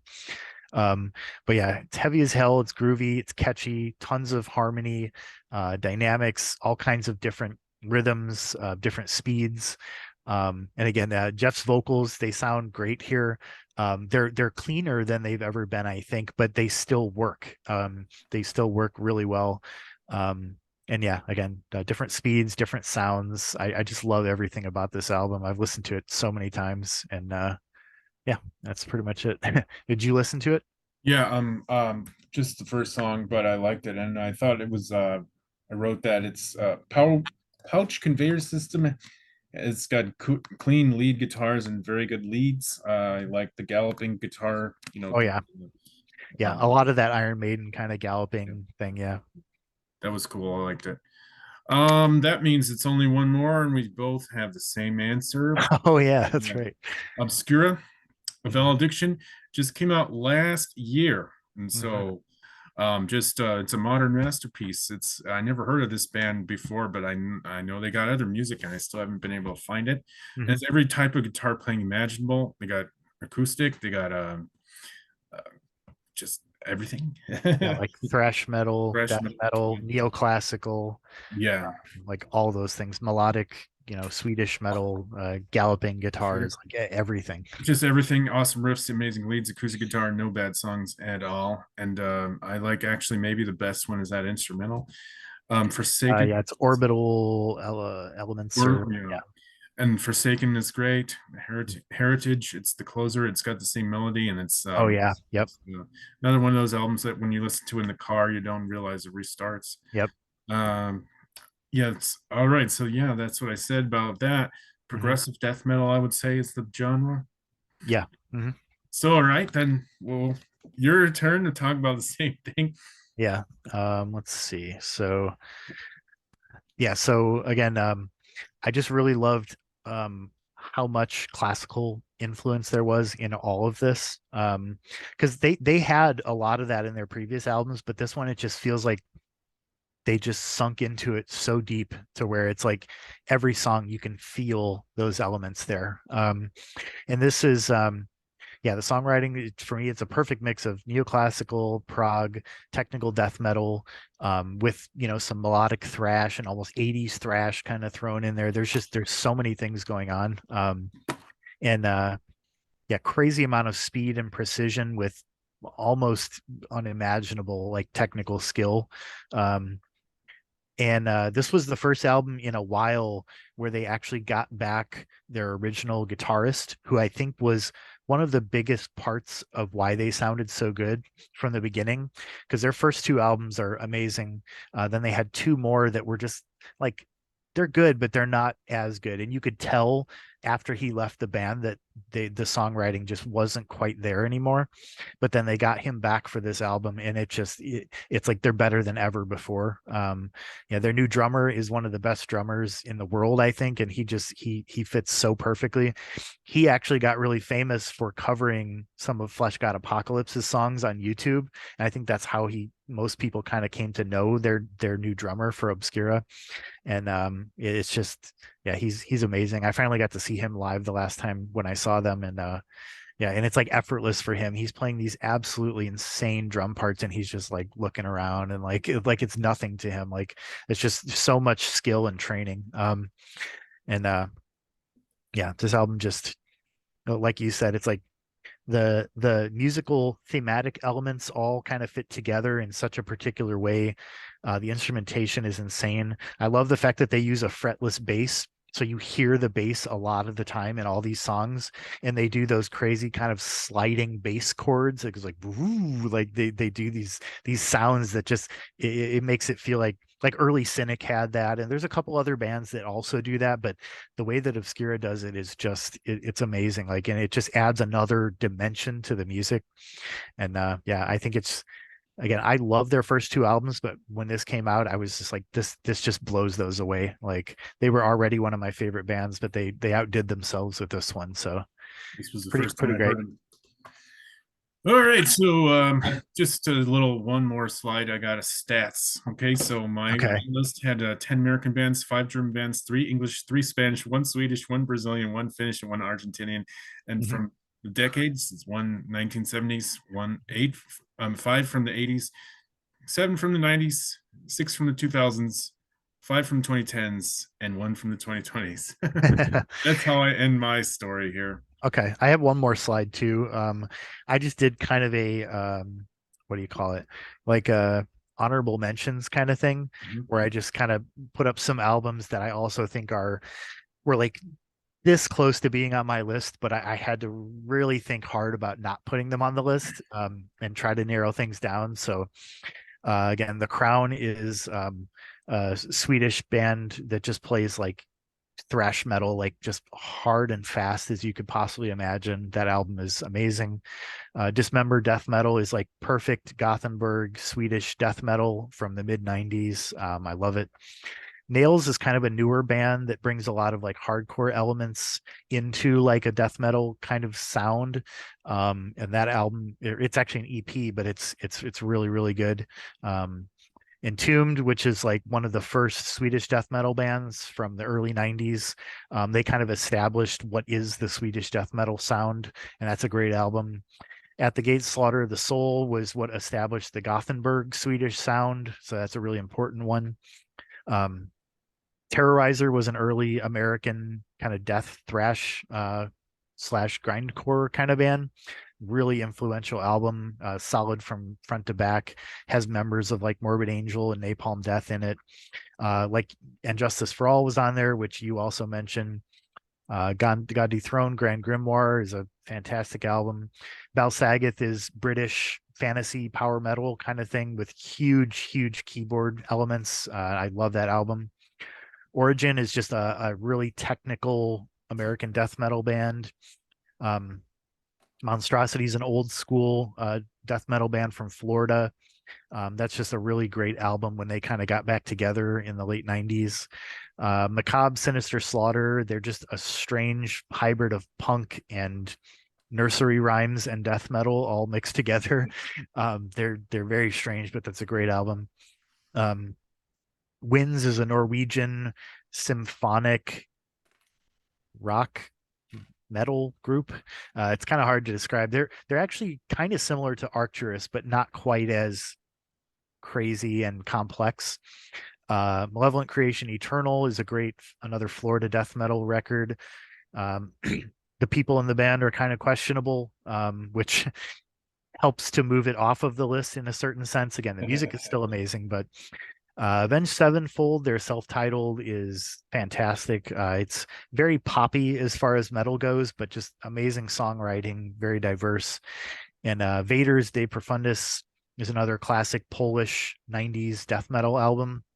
Kind of set a certain standard for death metal at the time, I think. But so yeah, those are the things that were like really close to being on this list. But yeah, if you want to check out any of those at any point, I would Alrighty. suggest those two. Very cool. So yeah, that should sum it up. It was All right. It's been a pretty fun project. pretty long, but yeah, it made me re-listen to a lot of things I hadn't listened to in a long time, and made me find a couple things, from your suggestions that I hadn't heard of before either. So Yeah, I definitely got suggestions from you. I haven't been to Yeah. a record store yet to find them though yet. So yeah, we'll I'm sure we'll keep talking about some of these for a while, but Yeah, I made a a list, a paper Yeah. list. Here. I'd be interested to hear once some people have heard this, to talk to some people who heard it or just see comments or whatever about any of these, see if Yeah. anybody liked them or, I'll try and share it as much as I can and All right, then. see what and people think. I'll upload this as soon as it's done. Processing. Yeah. Alrighty, and then I'll send you the link, of course, and that would be great if we had about 500 views. That's a big ask, but who knows? I know, but We'll see. realistic, maybe. I don't know. Yeah, we'll see. Yeah. Okay. All right. Well, yeah, it was fun going through all these, and we'll try and find something else to come up with in the future for All another right, then. topic.